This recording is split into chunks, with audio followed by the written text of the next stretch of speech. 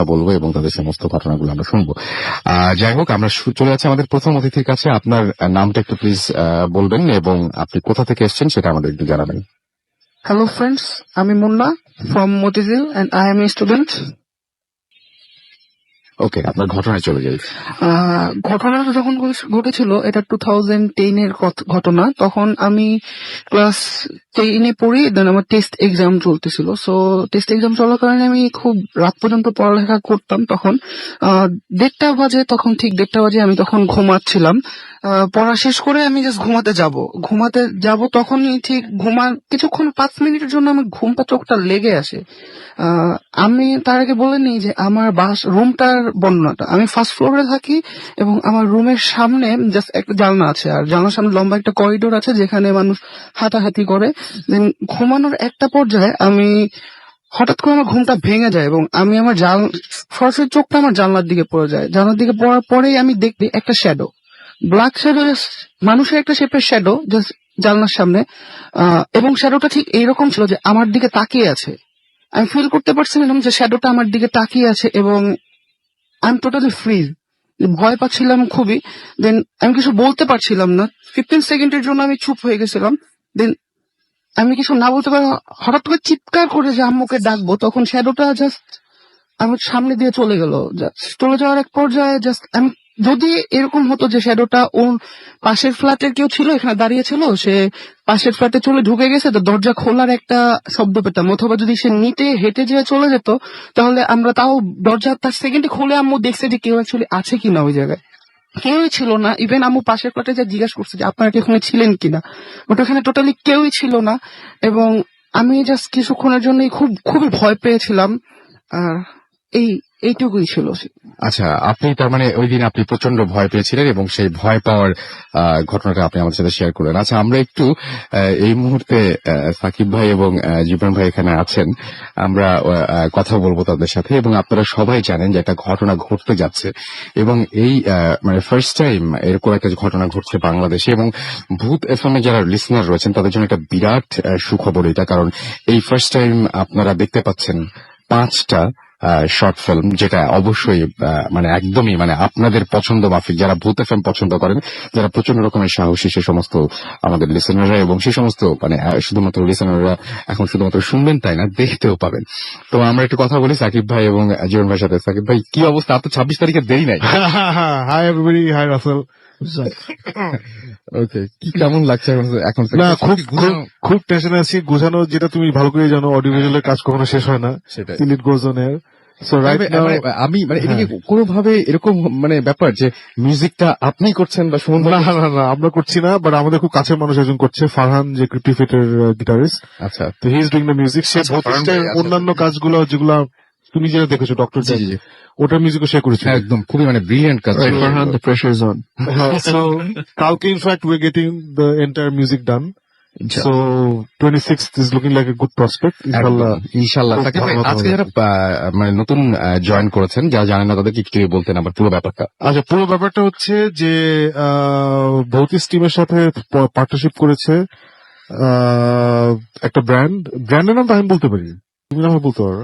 বেলিসিমো is basically partnering with Bhoutist and a digital company called Mighty Byte, and it was originally Gibran's idea. So we decided that Halloween আসছে, Halloween যারা আমরা ওভাবে চিনি না বা English movie টুভিতে দেখেছি, এটা একটু বললে ভালো হয়। হ্যালোউইন হচ্ছে মানে বেসিক্যালি আমেরিকান একটা কালচারাল একটা ফেনোমেনা।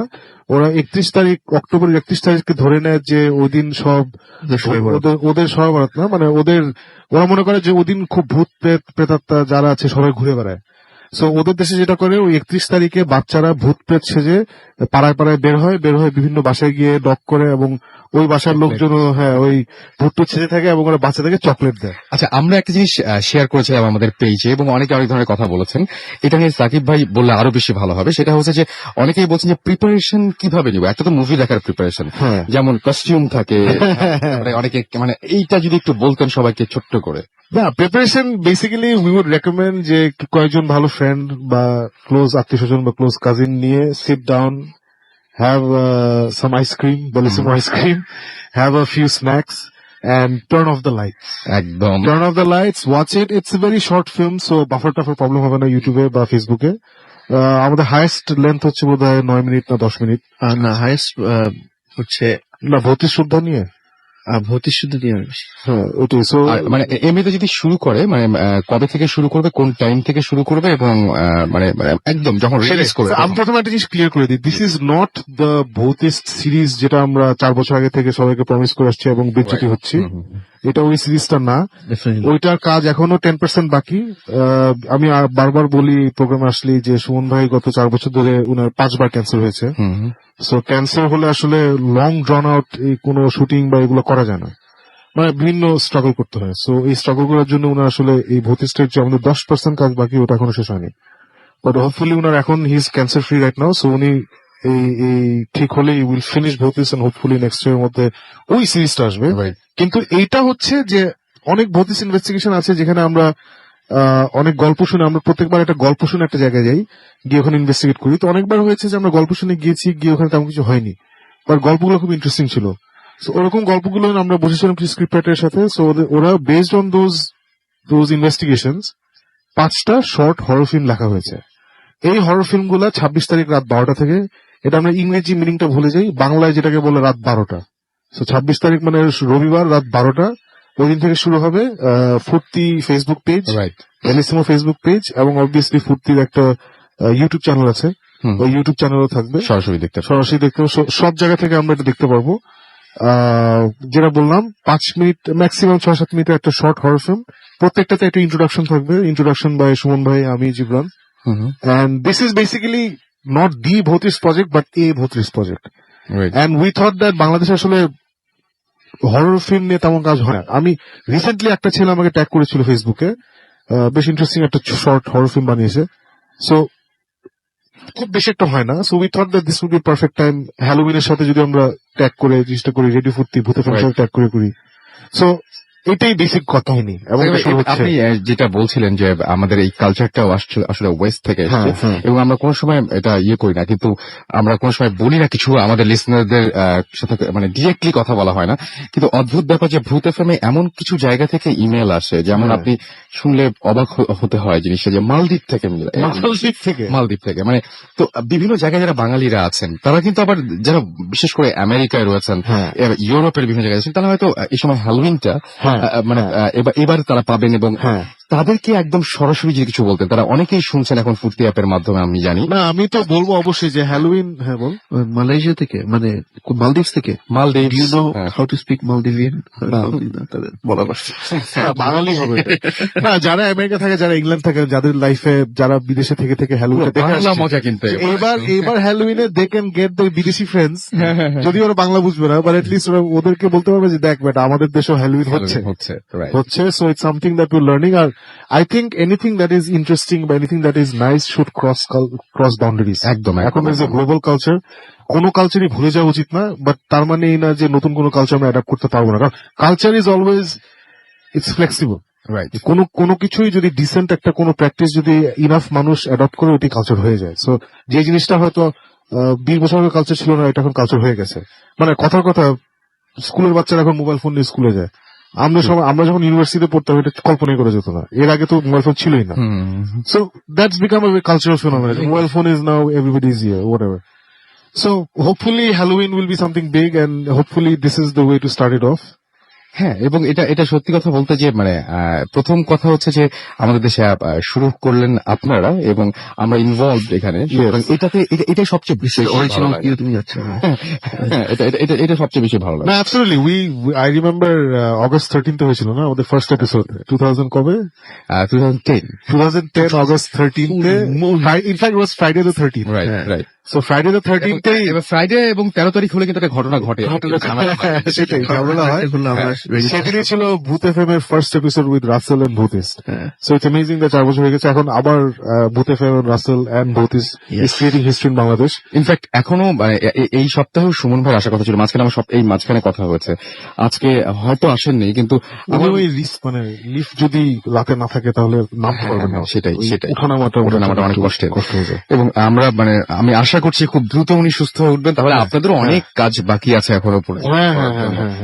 হয়ে যায়। No, I hope he's getting better. কারণ আজকে he rocked the stage. Yeah. He was playing at South Asian Rock Festival. বন্ধুদের যে South Asian Rock Festival. আমি টিকেটের উপরেও দেখলাম যেটা হ্যাঁ। শুধুমাত্র এই programme. So I think he really rocked the stage. ওনার কিছু স্ট্যাটাস আপডেট দেখলাম যে পাবলিক খুব পছন্দ করেছে ওনাদের performance. So hopefully he's getting better. Hopefully he's getting better. আচ্ছা শাকিব ভাই, এই যে আপনি যে শুটিংটা করলেন বা আপনারা যে স্ক্রিপ্ট গুলো সিলেক্ট করলেন, এর মাঝখানে এরকম কোনো হয়েছে যে স্ক্রিপ্ট খুব ইন্টারেস্টিং ছিল কিন্তু মনে করেছেন যে না এটা আবার বাদ দেই, বা এরকম কিছু শুনতে পারি ঘটনা কিছু? হ্যাঁ, শোনো। বাদ দাও, আমি জানতে চাই। হ্যাঁ, বাদ দাও একটা ছিল in fact Jibran came up with an idea. So ওইটা লম্বা স্টোরিটা ওই যে ক্যানিবালিজম। কেন বলেছেন? একটু শুনি আমরা তাহলে। আচ্ছা ওই কাহিনীটা আমি বলবো না তুমি বলে দিলে তো আমার ওটা তো ফিল্ম বানাবোই। না ওটা ফিল্ম কেউ অসুবিধা হবে না।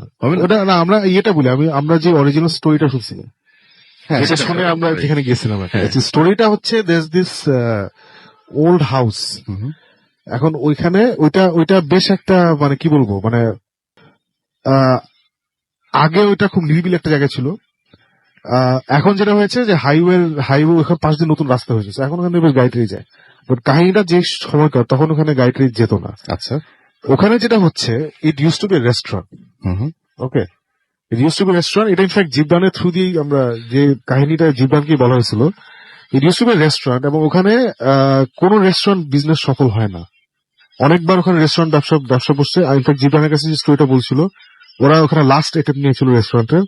ওখানে মানে ফর হোয়াট এভার রিজন খাবার খুব তাড়াতাড়ি নষ্ট হয়ে যায়।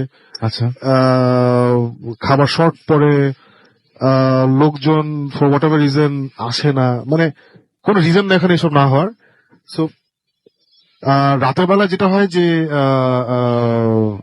ওখানে আবার যারা ওয়েটার টেটার যারা পাহারা দেয় ওরা আবার আওয়াজ টাওয়াজ শুনে জিনিসপত্র নাকি পরে এসে। তো এইগুলা তখন আমরা ইনভেস্টিগেট করে বের করলাম যে ওখানে একটা কাহিনী আছে। কাহিনীটা হচ্ছে ওখানে নাকি একবার কিছু একটা ফ্যামিলি ছিল, দুইটা ফ্যামিলি ছিল। সো ওদের মধ্যে একটা ঝামেলা ছিল। সো একদিন একটা ফ্যামিলি আরেকটা ফ্যামিলিকে বলছে যে চলেন আমরা মিটমাট করা ফেলি। সো এটার জন্য আমরা একসাথে বসে প্রথমে একটা মিটিং করি, ওটা করে তারপরে আমরা মিটমাট করে ফেলি জিনিসটা। সো ওরা বলছে ঠিক আছে ফাইন। সো মিটমাট করার জন্য মিটমাট করার জন্য যেটা হচ্ছে যে ওরা ডিসাইড করলো যে ওরা একটা জায়গায় মিট করতে হবে কোথায়। তখন নাকি ওরা ওই রেস্টুরেন্টটাকে ভেন্যু হিসাবে ধরছে। ওই রেস্টুরেন্টটা হয় একটা ফ্যামিলির ছিল অথবা ওদের চীনা পরিচিত কারো ছিল, আমি ঠিক শিওর না। ক্লিয়ার পাওয়া যায় না। এটা কোনো ক্লিয়ার নাই। বাট এনিওয়ে ওখানে তখন দুইটা ফ্যামিলি যারা হত্যাকর্তা ছিলেন ওরা ওখানে যায়। এটা বেশ আগের স্টোরি, এটা অ্যাটলিস্ট মানে 60-70 ইয়ার্স আগে, অনেক আগে। তখন একটা ফ্যামিলি যেটা করে ওরা আগে থেকে গুন্ডা মান্ডা পুরো মাফিয়া স্টাইল আর কি, আগে থেকে ওই লোকাল ওদের লোকজন ছিল বলে রাখছে যেই দুইটা ফ্যামিলি ওখানে ঢুকছে ওই জায়গাটা একটা ফ্যামিলির লোকজন ঘেরাও করে ফেলছে। আচ্ছা, ঘেরাও করে তারপরে they kill the one of the families, মানে family A kill family B, মেরে ফেলছে। মেরে এখন they kill something like 7-8 people. এতগুলো লাশ কোথায় ফ্যামিলির সবাইকে, হ্যাঁ মানে হত্যা করতে যাচ্ছিল মেরে ফেলছে। মেরে ফেলে এখন লাশগুলা কি করবে অ্যাপারেন্টলি, দিস ইজ আমি জানি না, এগুলো জিবরানও জানে না, fact, but apparently they cut up the dead bodies and piece করে ফেলেছে, পিস করে এগুলো রান্না করে পরে মানুষকে খাওয়াইছে।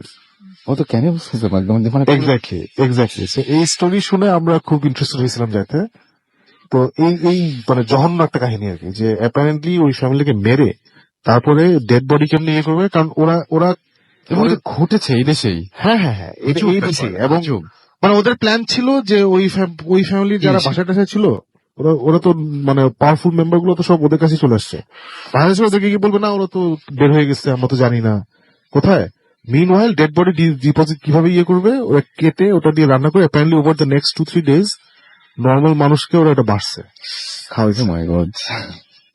এরপরে নাকি ওখানে বিশাল অভিশাপ পড়ছে একটা, মানে এই কারণ এইটার জন্য, এত অলক্ষণ একটা কাহিনীর জন্য। এরপর থেকে ওখানে ওই রেস্টুরেন্ট কোনো বিজনেস ওখানে ইয়ে করতে পারে না, রাতের বেলা আওয়াজ হয়, মানে উল্টা পাল্টা জিনিস হয়, হ্যান ত্যান। এবং এটা কিন্তু খুব মানে মজাটা লাগবে যে খাবার খুব তাড়াতাড়ি নষ্ট হয়ে যায়, তারপরে ওই যে শর্ট পরে এই জিনিসগুলো কিন্তু হ্যাঁ মানে ওরা নাকি কোনো হিসাব মিলাতে পারে না, এই না ওই না। সো আমাদেরকে যে কাহিনীটা বলেছিল যে ও ও ফাইনালি ওখানে ব্যবসা করার চেষ্টা করছিল। সো আমরা ওখানে গিয়েছিলাম, গিয়ে we stayed one night but আমরা কিছু পাইনি।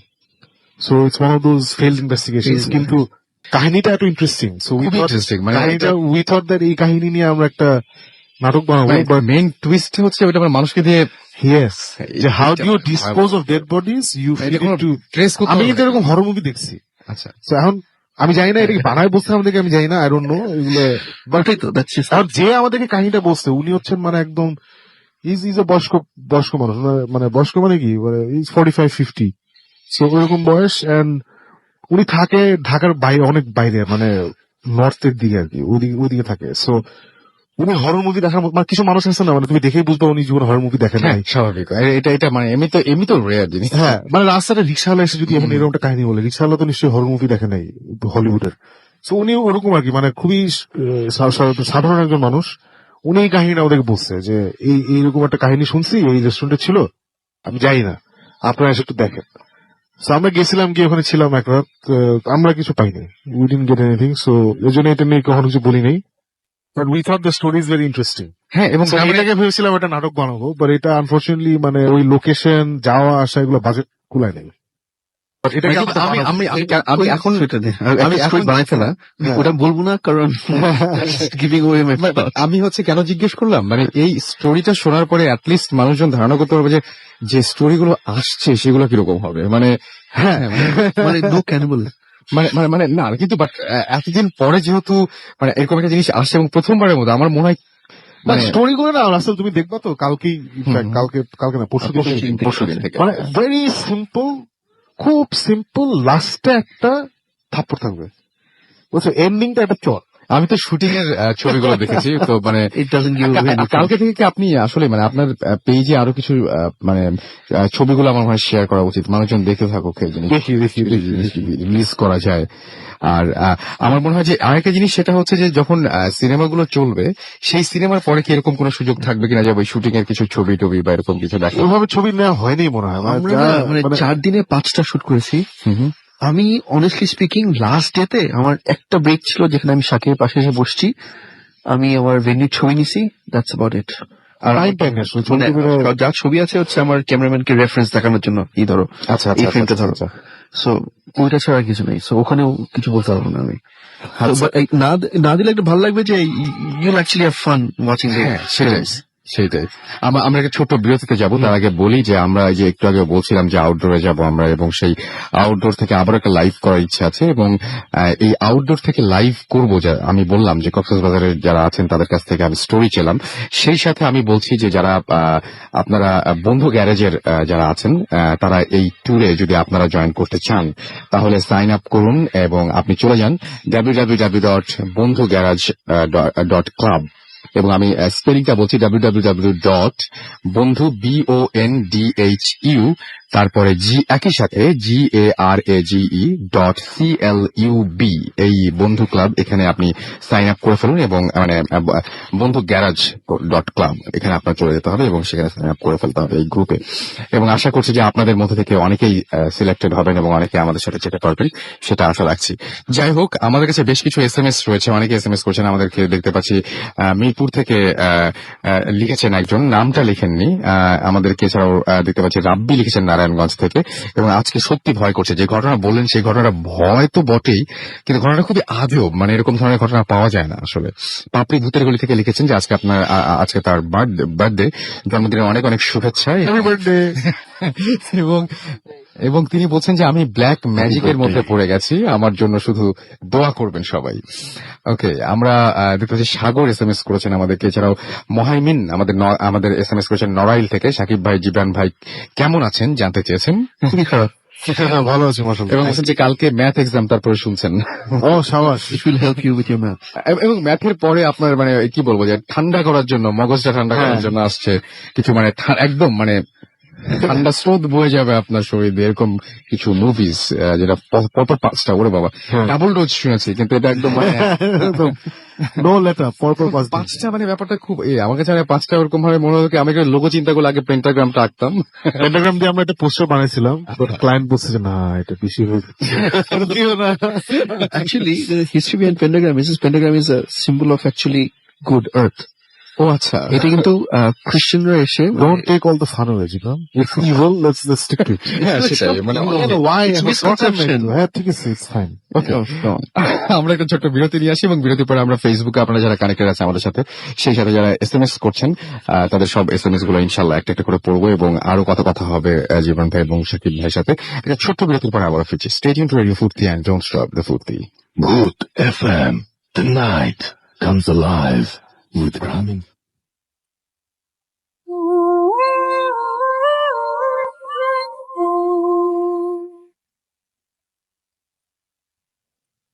আরো একবার সবাইকে স্বাগত জানাচ্ছি, আমি রাসেল। শুনছেন সবসময় রেডিও ফুর্তি 88.0 FM, বাংলাদেশের সর্ববৃহৎ রেডিও নেটওয়ার্ক।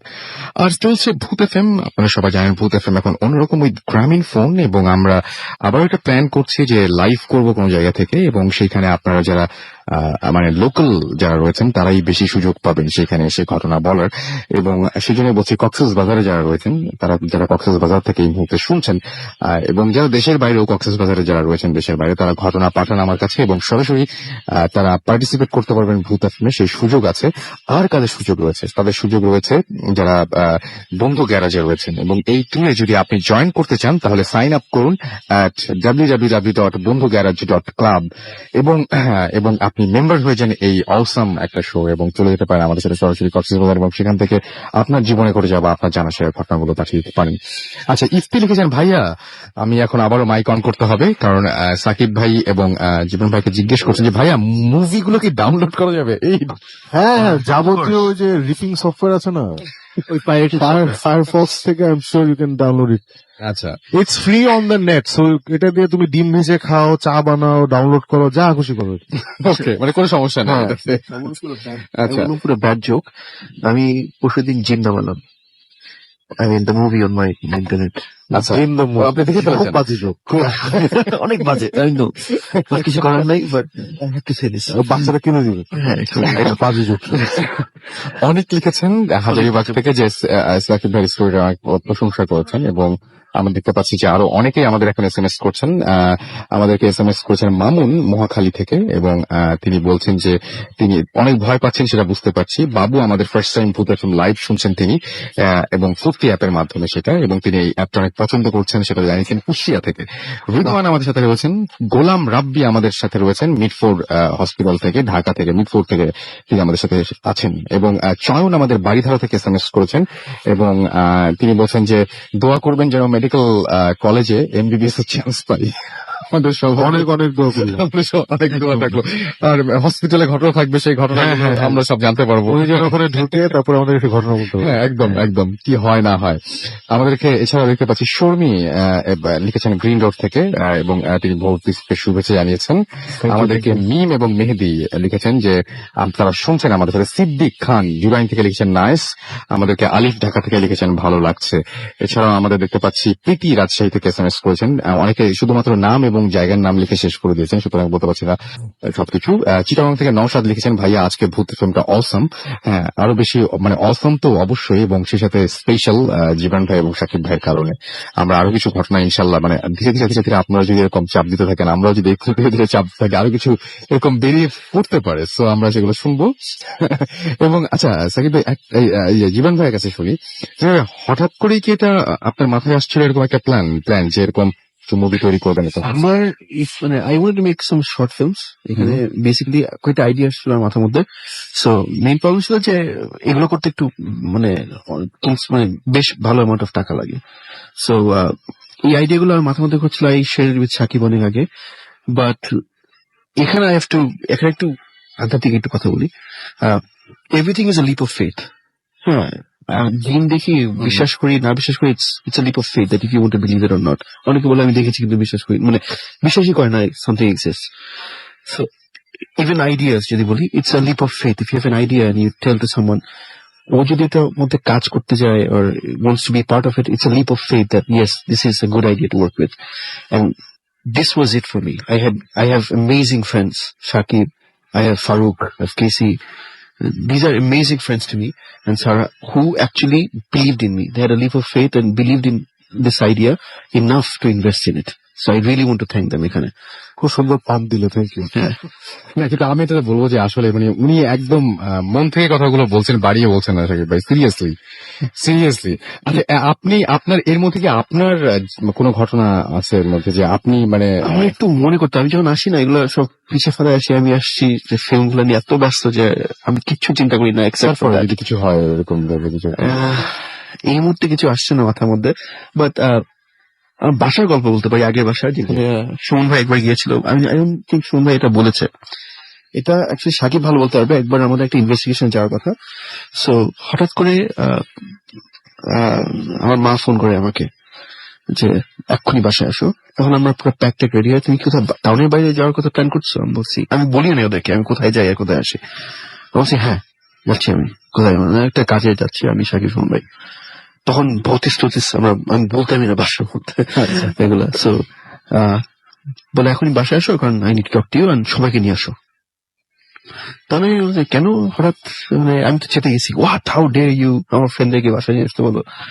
সো ওদের বাসায় নিয়ে আসতে বল প্লিজ আসো। আমার বাবা ফোন করে, বাবা ইউজুয়ালি নেভার কলস মি অ্যাবাউট দিস, কারণ আমার বাবা জানে এগুলো। বলে জাস্ট মা বলছে নিয়ে আসো। কি মানে তো বাসায় আসলাম, আমি তো সাকিবকে বলছি যে ডোন্ট এগ্রি টু এনিথিং, এগুলো বলে যাই কিছু বলে। সো আসছি বাসার মধ্যে বসছি, সো মা আসছে, মা একটু এসে কথা বলে তোমরা বসো একটু, আমি আসছি এখন এই চাটা বানিয়ে আসতে গেছে। তো সুমন ভাই আমাদের ঢুকে হাতের ডান দিকে there is this big sofa, আর অপোজিট সোফা আমার বাবা বসা, সাকিব ঠিক সুমন ভাইয়ের পাশে বসা, আমি আরেকটা সোফায় বসা। আমি তো পিসড অফ, আমি গেস্টের মতো বসে আছি সোফার মধ্যে, আমি কিছু করবো না। হঠাৎ আমি নোটিস করিনি, আমার হঠাৎ দেখি সুমন ভাই এদিক থেকে যে অন্য সোফায় বসলো আমার পাশের সোফায়। লাইক প্রথমে খেয়াল করছি সুমন ভাই আমার বাম দিকে বসেছিল। সুমন ভাইয়ের বাম সাইডটা হঠাৎ করে দেখি মানে উনি হঠাৎ করে মানে মুয়ে পড়তেছে। সো আমাদের উল্টা দিকে জীবনের বাবা বসা এবং মা বসেছিল, উনি একটু উঠে গেছেন। সো মুয়ে মানে অ্যাজ ইফ উনার বাম শোল্ডারে কেউ জাতা দিচ্ছে এবং এবং সেটা খুব ঝুঁকে পড়ছে। তারা ভাবছি যে কি করতেছে লোকটা, ঝুঁকে পড়ছে কেন হবে। আচ্ছা, আর ওদিকে আঙ্কেল টাঙ্কেল বসার জন্য আমি কিছু বলিও নাই। তখন সুমন ভাই কিছুক্ষণ পরে যে বলে যে আঙ্কেল কিছু মনে না করলে আমি একটু ওখানে গিয়ে বসি, তখন বলে উনি পাশে গিয়ে বসে বল চুপার। তারপর সাথে সাথে বাবা দেখে বলে যে তুমি ওখানে কেন বসবা? আমার বাবা তো বুঝে গেছে, না এমনি। বলে না, ইউ ফিল ইট না। শুনে আপনি কি বুঝলেন? আমি জানি, I deal with them every other day. So আগের বাসায় খুব উল্টপাল্ট অনেক কিছু। তারপর বলো যে কি হয়েছে বলো, তারপর বলে যে শুনবে নিজেই বললো যে আমার কে জানি আমার পা কাঁধে ধরে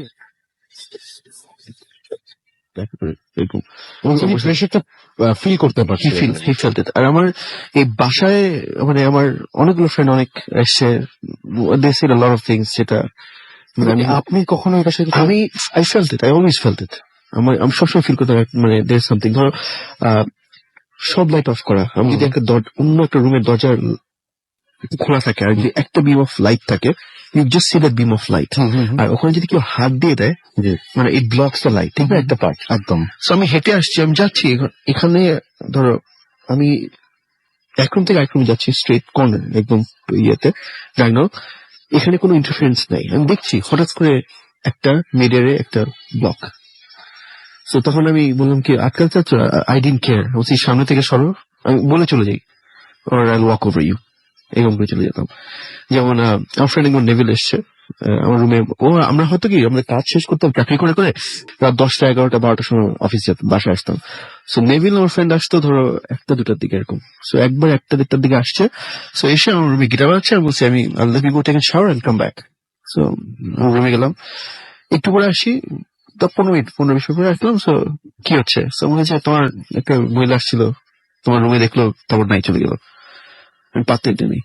আমি বলছি আমার বাসায় কোনো মহিলা নেই আমার মা ছাড়া, আর শি স্লিপিং, আমার 2টা বাজে। But I don't believe you. বলে হ্যাঁ একটু দাঁড়ালো, দরজা খুললো, দেখলো, চলে গেল। You can come and check the entire house.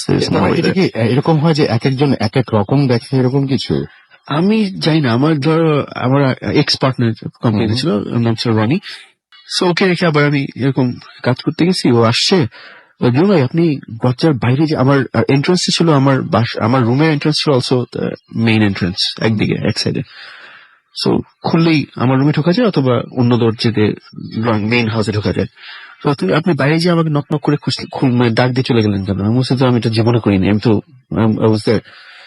অন্য রুমে মাই ফাদার। বলে না আমি শুনলাম এই রনি দরজা খুললো, নক করে। সো এভাবে হয়েছে। আরেকটা জিনিস বলছিলাম, একটা ফ্রেন্ড এসছে, so she was helping out, মানে খুব এক্সাইটেড হয়ে she was helping out my father to cook. So রান্না করছে, কিছুক্ষণ পরে আমি বলছি রান্না করছে, আমি যে রুমের মধ্যে বসে টিভি দেখছি, ঠিক 10 মিনিট পরে দৌড়ে আসলো, বলে, তোমার বাসায় কি কিছু আছে? আমি বললাম যে কেন? বলে আমি নাড়াচ্ছি এন্ড আঙ্কেল ওইদিকে বাসন ধুচ্ছে, আর আমরা সবাই নিজেরা সবকিছু নিজেরা করি। সো কে জানি সে আমার হাতে শোল্ডারে হাত রাখলো, আমি তাকালাম, দেখি যে কেউ নাই ওইদিকে, দেখি আঙ্কেল অনেক দূরে, অ্যাটলিস্ট 10-15 পা দূরে। হ্যাঁ বসে আছে। ও ওকে, চলে গেল। So, এরকম অনেক এরকম অদ্ভুত অনেক কাহিনী। যেমন আমার ভাই, আমি ভুলে গেছি, ভাই মানে বাসায় বসে কারেন্ট চলে গেছে, ও আমাদের বেডরুমে ঢুকতে যাবে, হঠাৎ দেখে চেয়ারটা লিটারালি উল্টায় পড়ে গেল। ওটা দেখে সোজা বাসার বাইরে মানে ঢুকে নেই। আর এখন যখনই সে বাসায় কোনো লাইট অফ থাকে, রুম সুইচ অন করতে যায়, চিল্লাচিল্লি করে যায়, লাইট অন করে তারপর চুপ, এরকম। Okay. আমি এই সিনেমাগুলো দেখার আগে যে যে সমস্ত আপনার শর্ট ফিল্ম গুলো দেখবেন, তার আগে কিছু কথা বলতে চাই। আমরা যখন ভূতের ফিল্ম করি তখন এটা আমি জানি যে এটা যদি মানে আমাদের এই পার্শ্ববর্তী দেশেও চালু হতো, তাহলে এই দেশে আমরা ফাটায় ফেলতাম একদম বলে বলে, যেরকম বিরাট একটা কিছু, এবং সব ঘটনা হয়তো আমরা মানে বিশ্বাস করতে অনেক কষ্ট হয় আমাদের আসলে এখানকার মানে লোকাল হলে যা হয় আর কি। তো একটা জিনিস, আমি যদি এরকম একটা ঘটনা যদি কাউকে বলি যে একটা মানুষ, একটা বাচ্চা মেয়ে বিছানায় শুয়েছিল, হঠাৎ করে টিভি থেকে একটা হাত বের হয়ে বাচ্চাটাকে টেনে নিয়ে টিভির মধ্যে নিয়ে চলে গেল, যদি বলি কেউ বিশ্বাস তো করবেই না। যদি আপনারাও এটা মানে ফিল্মে দেখান, মানুষের বলবে এটা কি আজব জিনিস দেখাচ্ছে, এরকম হয় নাকি? বাট বিলিভ মি যে এটা অনেক মানে ওভাররেটেড তো বলবোই না, অনেক মানে পৃথিবী গোটা ওয়ার্ল্ড এর মধ্যে খুব নাম করা একটা ফিল্মের একটা সিনের কথা বললাম আমি। তো এখানে হলে না মানে জিনিসগুলো একটু ঝামেলা হয়ে যায়। তো আপনাদের কি এরকম কিছু মানে হিন্ট দেওয়া যায় নাকি যে কি ধরনের ঘটনাগুলো ঘটছে, বা লোকেশন সব কিছু বলবেন কি? ইটস ভেরি, মানে আমি যেটা বলছিলাম যে these are very simple stories, it could happen in any one of our houses. যে এখন মানে যে কোনো কারো বাসায় এগুলো হতে পারে, ওরকম করে স্টোরি গুলো বানানো। এবং যেসব জিনিস আমরা মানে কিছু ব্যাপার আছে না, সাইকোলজিক্যালি আমরা ভয় পাই, যেমন হঠাৎ চোখ খুলে যদি দেখি কেউ পিছনের পাশে দাঁড়িয়ে আছে, তার একটা ভয় লাগে। ছোটবেলা থেকে আমরা ভয় পাই যে পিছনের নিচে কিছু আছে নাকি, রাতের বেলা আওয়াজ শুনলে ভয় পাই। মানে খুবই সিম্পল জায়গা থেকে স্টোরি গুলো করা হয়েছে, এবং লাস্টে একটা হালকা না, বেশ জোরেই একটা চট দেওয়ার চেষ্টা করেছি আমরা। লাস্টে একটা অ্যাব্রাপ্ট জিনিস দিয়ে এন্ড করার চেষ্টা করেছি, আর হোপফুলি এগুলো কাজ করবে, বাট এতটুকুই বলতে হবে, এই বিষয়ে বলতে চাচ্ছি না। আচ্ছা ঠিক আছে, ভয় কি ভয় হ্যাঁ এটা শুনি আমরা আসলে ভয় কিন্তু মানে it's the most normal thing. তো ডিফারেন্ট হলেই মানে ইটস ভয় কিন্তু it's the idea of fear, it's not the fear itself. এইভাবে যদি কোনো কিছু নেই, আমরা বললাম যে তুমি বললে যে স্ক্রিন থেকে হাট, ইটস লাইক মানে it's something supernatural happening to you. কিন্তু এভরিথিং ইজ মানে জিনিসটা হচ্ছে জাস্ট সিম্পলেস্ট থিং। এখান থেকে জিনিসটা এখানে সরা without you knowing will be something different. Boy it's just the idea of fear itself. কিন্তু আন্ডারস্ট্যান্ডিং ইটস যে where is the limit যেখানে turns into supernatural thing, that is where we slap you. ওইটাই, মানে এটা একটা it's more of a psychological thing. মানে it's not, একটা short ফিল্মে আমি অনেক গোর, অনেক ব্লাড, অনেক দেখার টাইম নেই। সেটাই। সো একটা ছোট্ট কাহিনী, মানে একটা ছোট্ট ড্রামা ফলোড বাই সামথিং যেটা completely unexpected, that is the approach we've taken. So এবং ওখানেই শেষ, মানে আনএক্সপেক্টেড কিছু হবে, ওখানে ধাপ শেষ, the end. So hopefully it's gonna work. আমারও তাই মনে হয় এবং আমি দেখি কিছু SMS পড়ে আসি আমরা, এবং আমি কিছু ঘটনা আজকে মাঝে মাঝে শুনছি।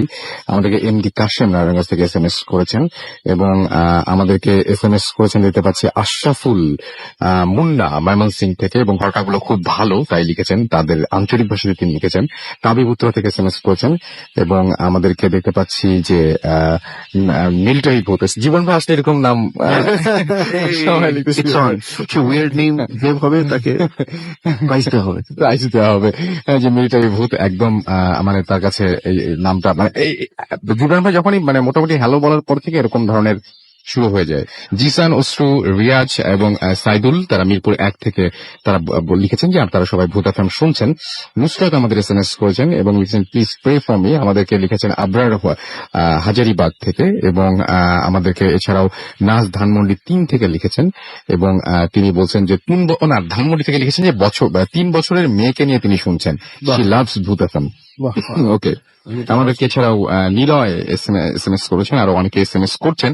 আমরা একটা ছোট ব্রেক নিয়ে আসি না, একটা ছোট ব্রেক নিয়ে আসে, তারপরে আবার আমরা ঘটনায় ফিরে যাব। সেই পর্যন্ত আমাদের সাথেই থাকুন। এবং আমি দেখতে পাচ্ছি যে তন্ময় উত্তরা থেকে লিখেছেন যে সাকিব ভাইয়া এবং জিবরান ভাইয়া, এবং আচ্ছা এটা কি আপনি জানেন আসলে কোন বিষয়ে কথা বলছেন উনি? Grave encounter, right?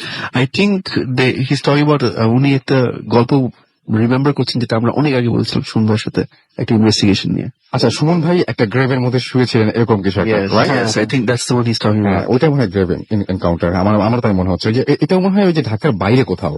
হ্যাঁ, ঢাকার বাইরে ঘটনা ছিল ওইটা, একদম মানে যাতা একদম যাতা। এবং সবচেয়ে বেশি ইয়ে ছিল যে আপনাদেরকে যখন মানে বললো যে না আমি একাই থাকবো এখানে, এটা আরো যাতা। ওটা আমাদের তাহলে বোঝো কি অবস্থা ছিল, সবাই একলা থেকে মাথা খারাপ। সেটাই ওইটা ভয়াবহ ছিল। না, ওটা আমাদের উপর দিয়ে অনেক মানে it was the most pressure I have gone through. এটা কোন সময় ফিল্ম করার চিন্তা ভাবনা করেছেন? মানে আসলে সিরিয়াসলি ওইটা ভয়াবহ ব্যাপার ছিল কিন্তু সিরিয়াসলি। না, আমাদের দেশটা তো একটু অদ্ভুত, তো মানে অনেক সেন্টিমেন্ট চিন্তা করে কাজ করতে হয়। So ওটা যেহেতু গ্রেভ টেপ ছিল, এই জন্য আমরা মানে করেছি, বাট ওটা কিছু করা যাবে না মানে। ওকে আমাদের মনে হয় যে মানে আপনারা দেখবেন, আপনারা সবচেয়ে বেশি অবাক লাগে আমার কাছে যে ভূত FM এবং মানে ভৌতিস্ট সবাই মিলে যে প্রথমবারের মতো যেটা হচ্ছে, এবং মানে একদম 5টা হরর ফিল্ম বানানো তো ডিফিকাল্ট, এবং সবচেয়ে বেশি ঝামেলা হয়ে যায় মিউজিক এবং লাইটিং নিয়ে। আমার মনে হয় যে মিউজিক এবং লাইটিং সেই দুটো জিনিসের ঝামেলা তো মোটামুটি এখন শেষ হয়ে গেল। Lighting was beautiful. Okay, we waiting for the music. Music হচ্ছে কালকের মধ্যে হয়ে যাবে। ওকে, আমরা ছোট্ট বিরতি নিয়ে আবারও ফিরে আসছি। স্টে টিউনড টু রেডিও ফুর্তি এন্ড ডোন্ট স্টপ দ্য ফুর্তি। Bhoot FM. The night comes alive.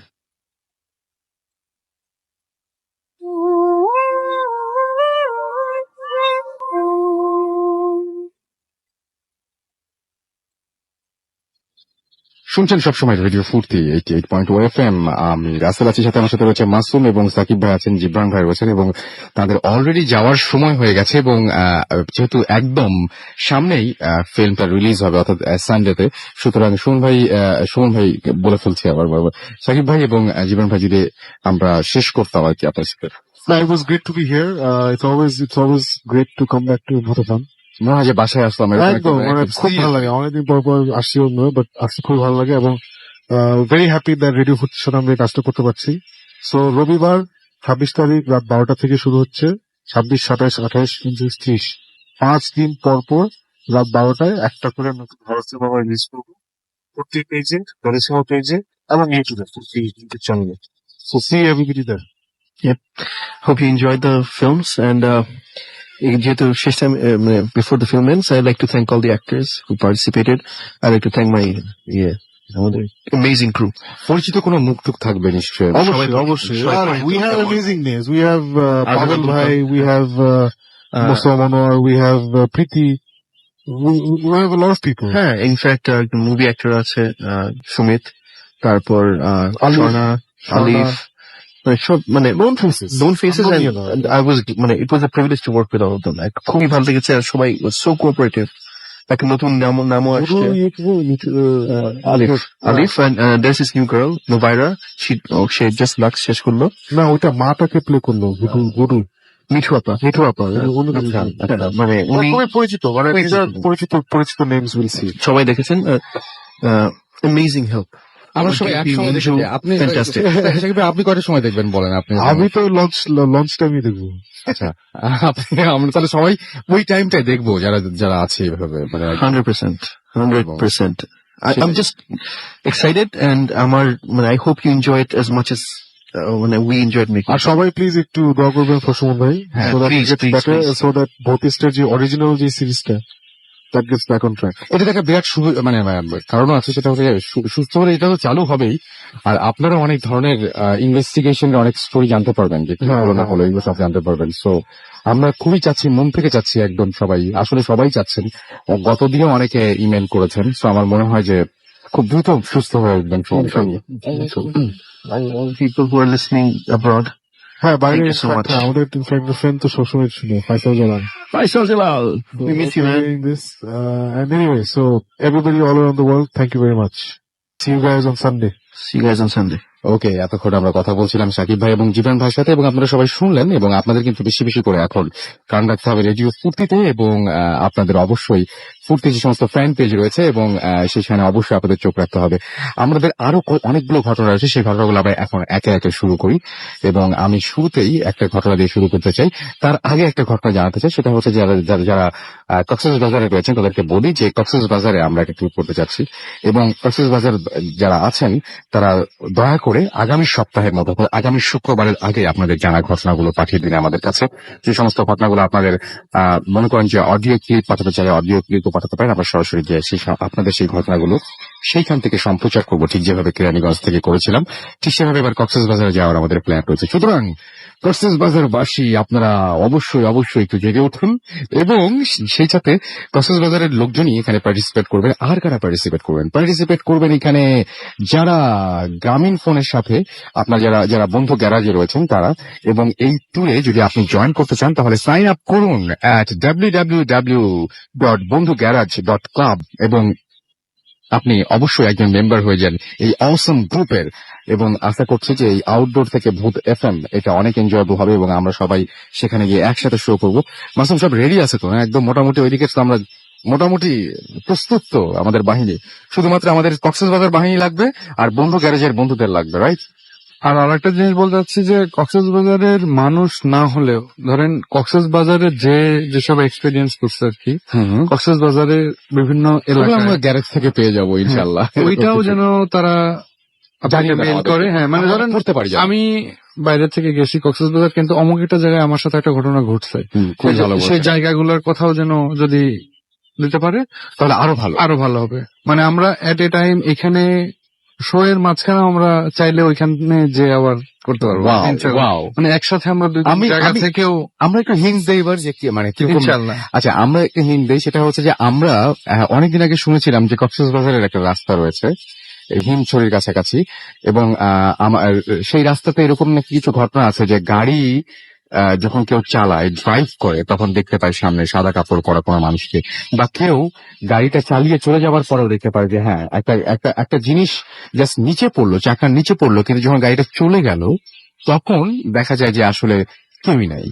আবার দেখা যায় যে অনেকে লিফট চায় সেই রাস্তায়। আমি একটা উইয়ার্ড ঘটনা শুনেছিলাম এরকম যে একবার ওইরকম ওই রাস্তা দিয়ে একজন যাচ্ছিলেন। দেখেন ভাই, এগুলো কিন্তু ঘটনাই বলছি, অনেকে বলছেন যে কথা বলছি, বাট ঘটনা কিন্তু বলছি যে এরকম কক্সবাজারের ওই রাস্তায় একটা গাড়ি যাচ্ছিল, এবং সেই গাড়িটার পাশে যখন জানালার পাশে দেখলেন তখন একটা উইয়ার্ড টাইপের একজন, ওটাকে মানুষ বলা যায় না আসলে, কোন একটা প্রাণীর মতন কিছু একটা, বা কোন একটা অবয়ব বলতে পারি সেটা, যেটা হাঁটু দিয়ে মানে ক্যাঙ্গারুর মতো অনেকটা লাফিয়ে লাফিয়ে চলছিল। এবং সে যতক্ষণ গাড়ি চলেছে ততক্ষণ পর্যন্ত জানালার পাশে সেই প্রাণীটা বা যাই বলি না কেন তাকে দেখেছে।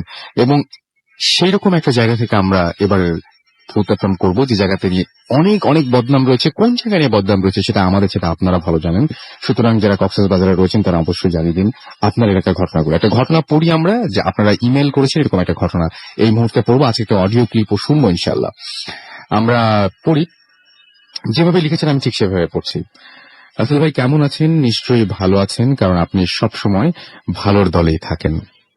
আমি ভূত এফএম এর একজন নিয়মিত শ্রোতা। 2012 সাল থেকে ভূত এফএম শুনে আসছি। অনেকদিন থেকে ইচ্ছে ছিল যে গল্প পাঠাবো, কারণ এফএম এ যেসব গল্প শুনি তার অনেকগুলোই আমার এলাকায় ঘটে যাওয়া গল্পের সাথে মিলে যায়, কিন্তু নিজের চোখে না দেখলে গল্প পাঠানোটা ভালো লাগছিল না। যা হোক, গল্প বলার আগে আমার পরিচয়টা দিয়ে নিই। আমি ইসমাইল হোসেন, রাজশাহী ইউনিভার্সিটির জুওলজি ডিপার্টমেন্টে আমি 4th ইয়ারে পড়ছি, এবং জুওলজি ডিপার্টমেন্টে তিনি পড়ছেন 4th ইয়ারে, এবং তিনি বলছেন যে আমি নবাব আব্দুল লতিফ হলে থাকি। আর ঘটনা ঘটেছে আমার গ্রামের পাশ দিয়ে বয়ে যাওয়া বাঙালি নদীতে। ঘটনা ঘটে যাওয়ার আগে আমার গ্রামের ঠিকানা দিতে চাই। আমার গ্রামের বাড়ি বগুড়া জেলার সারিয়াকান্দি উপজেলার একদম দক্ষিণে, অর্থাৎ আমার গ্রামের পরেই ধুনট উপজেলা। নদী ভাঙা এলাকা বলেই এটা বেশি পরিচিত, এবং ঘটনা ঘটে 8 অক্টোবর অর্থাৎ ঈদুল আজহার 2 দিন পর। সেদিন আমাদের পাশের গ্রামের একটা ভেলা বাড়ির মধ্যে ফাইনাল ফুটবল খেলা, একটা ম্যাচ ছিল, এবং খেলা হয়েছে পাশের গ্রামেই। 2 গ্রামের মাঝ দিয়ে বয়ে গেছে অনেক প্রশস্ত বাঙালি নদী, এবং নদীও একদম কানায় কানায় ভরা। এজন্য নৌকো দিয়ে নদী পার হতে হয়। আমি আর আমার কয়েক ফ্রেন্ড মিলে নদী পার হয়ে দেখতে চাই। আমাদের টিম ভালো খেলছিল না, তাই খেলা শেষ না করেই বাড়ির দিকে আসতে থাকি। পরে জানতে পারি যে আমাদের টিমের 3-2 গোলে হেরেছে। ঘাটে আসার আগেই মাগরিবের আজান হয়, এবং আমার ফ্রেন্ডরা নামাজ পড়ে। ঘাটের কাছে যেতেই দেখি আমাদের গ্রামের লোকজন ঘাট থেকে ঘুরে আসছে। একজন মুরব্বী লোককে জিজ্ঞাসা করলাম যে কি হয়েছে। তিনি বললেন আমাদের গ্রামের এক ছেলেকে পানিতে ডুবিয়ে নিয়ে গেছে। আজ যা হোক, আমার কৌতূহল হলো যে আমার কৌতূহলে বেড়ে গেল, এবং আমি একজন ভালো লোকের কাছ থেকে, অর্থাৎ যে ঘটনাটা নিজের চোখে দেখেছে তার কাছ থেকে বিস্তারিত শুনলাম। তিনি বললেন আমরা যখন নদী পার হওয়ার জন্য নৌকায় উঠি, তখন আজান দিবে এরকম একটা অবস্থা, এবং নৌকাতে ছিল ইঞ্জিন চালিত নৌকা ছিল একটা, এবং তিনি বলছেন নৌকা একটু যাওয়ার পর ইঞ্জিনের ফ্যান ভেঙে যায়। মাঝি যেটা ছিলেন তিনি বলেন যে ফ্যানটা ঠিক করে আপনাদের পার করে দিব।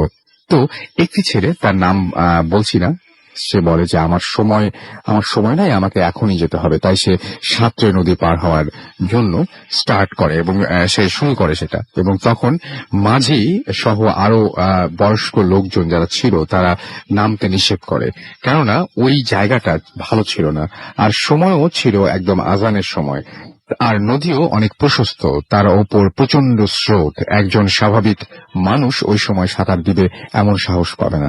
সে কারো কথা না শুনে স্টার্ট করলো এবং যেতে শুরু করলো, এবং সে পানিতে ঝাঁপ দিয়ে যাওয়া শুরু করলো। কিছু যাওয়ার পরে সে আবার নৌকার দিকে আসার চেষ্টা করে, আর নৌকাটা তার দিকে যাওয়ার জন্য হাত ইশারা করে। সাথে সাথে কি যেন একটা দ্রুত তাকে ডুবিয়ে নিয়ে যায়। সবাই ভাবে ছেলেটা হয়তো মজা করছে, কিন্তু সে আর ওঠে না। 2 মিনিট যায়, 4 মিনিট যায়, তবুও ওঠে না। সবাই বলা বলি করতে শুরু করে যে একজন সাধারণ মানুষ তো এত সময় ডুব দিয়ে থাকতে পারে না। তখন সবাই ভয়ে ভরা চোখে পানির দিকে তাকিয়ে থাকে। তখন ছেলেটি জীবিত বা মৃত অবস্থায় কখন ভেসে উঠবে। মাঝি ঘটনাটা বুঝতে পেরে লোকজনদের নিয়ে নামিয়ে দেয় এবং দ্রুত জায়গা থেকে নৌকাটা অন্য জায়গায় নিয়ে যায়। মাঝি সেদিন আর কাউকে পার করেনি, তাই আমরা পাশের গ্রাম দিয়ে হেঁটে বাড়ি যাই। রাতে শোয়ার পর আমার ভূত এফএমের কথা মনে পড়ে, তাই পরদিন তথ্য নেয়ার জন্য অনেকের কাছে যাই। সবাই বলছে যে সবাই বলছে যে সময় নিয়ে গেছে, পরদিন ঠিক ওই সময়ই ওই জায়গা থেকেই সে ভেসে উঠবে। যে সময় সেই ছেলেটা ডুবে গিয়েছিল, পরের দিন সেই জায়গা থেকে আবার সেই সময় ভেসে উঠবে। অনেকেই তার বাবাকে ডুবুরি আনার জন্য বলে, কিন্তু ছেলেটা ছিল অনেক একটু বদমেজাজের, এবং বাবা মা সহ গ্রামের সবাইকে মোটামুটি সবাই তার প্রতি অসন্তুষ্ট ছিল। তাই ওর বাবা উদ্ধারের কোনো উদ্যোগ সেভাবে ওর বাবার সাথে আরো যে সমস্ত লোকজন আছে তারা নেয়নি। দুপুরবেলা নামাজ পড়তে গিয়ে শুনলাম যে ওরা কয়েকজন আত্মীয় কবিরাজের কাছে গিয়েছিল, এবং কবিরাজ বলেছে যে এখনো বাঁচিয়ে রাখা হয়েছে তাকে, যদি ওদের নামে কোনো কিছু মানত করা হয় তাহলে সে জীবিতভাবে ভেসে উঠতে পারে। নিজ গ্রামের কবিরাজ, তাই অতটা কেউ গুরুত্ব দেয়নি। যাই হোক, আরো কয়েকজন কবিরাজের সাথে কথা হয় এবং তারাও ঠিক একই রকম কথা বলে, এবং এরকম ঘটনা আগে তারা দেখেছে। সবাই বলছিল যে ঠিক যে সময় নিয়ে গেছে ওই সময়ই ছেড়ে দিতে। আমিও কয়েকজন ফ্রেন্ড মিলে সন্ধ্যার দিকে ওই ঘাটে যাই এবং সেখানে প্রায় কয়েক শত লোক সে সময় দাঁড়িয়ে আছে। আমরা সবাই অপেক্ষা করছিলাম যে কখন লাশটা ভেসে উঠবে। আজানের ঠিক আগ মুহূর্তে যে জায়গা থেকে ডুবে গিয়েছিল ঠিক সেই জায়গা থেকে বুদবুদ ওঠা শুরু করে এবং আস্তে আস্তে তা ভাটির দিকে যেতে শুরু করে। হঠাৎ করে সবাইকে অবাক করে দিয়ে লাশটি ভেসে ওঠে এবং নিজের চোখে না দেখে বিশ্বাস করতে পারছিলাম না যে আর এমন ভাবে ভেসে ওঠে যেন লাশের পা ধরে ওপরের দিকে ঠেলা দিল কেউ। ভেসে ওঠার পর লাশটা খুবই দ্রুত স্রোতের টানে ভেসে যেতে লাগলো। আমরা লাশের পিছে পিছে নদীর পাড় দিয়ে দ্রুত দৌড়াতে লাগলাম। আশ্চর্যের বিষয় হলো নদীতে যেরকম স্রোত ছিল তার চেয়ে অনেক বেশি বেগে লাশটা যাচ্ছিল। 3টি ইঞ্জিন চালিত নৌকা লাশের পেছন পেছন ছুটে প্রায় 200 থেকে 300 গজ দূরে গিয়ে লাশটি ধরতে পারে। আর পরের ঘটনাও অবাক করার মতো। লাশটা নিয়ে আসার পরে দেখা গেল যে লাশের নাক দিয়ে তাজা রক্ত বের হচ্ছে, যেন এখনই মুখে আঘাত করে মেরে ফেলা হয়েছে। সেখান থেকে লাশ ভ্যানে উঠে গ্রামে নিয়ে যাওয়া হয় এবং ছেলের বাড়িতে জোরে গাছা বাজারের পাশেই জোরে, আচ্ছা আমি আসলে ইংরেজিতে লিখেছেন, ইংরেজি অ্যালফাবেটে, সুতরাং অনেক কথা বুঝতে অনেক সমস্যা হচ্ছে, স্পেলিং এ অনেক ঝামেলা আছে।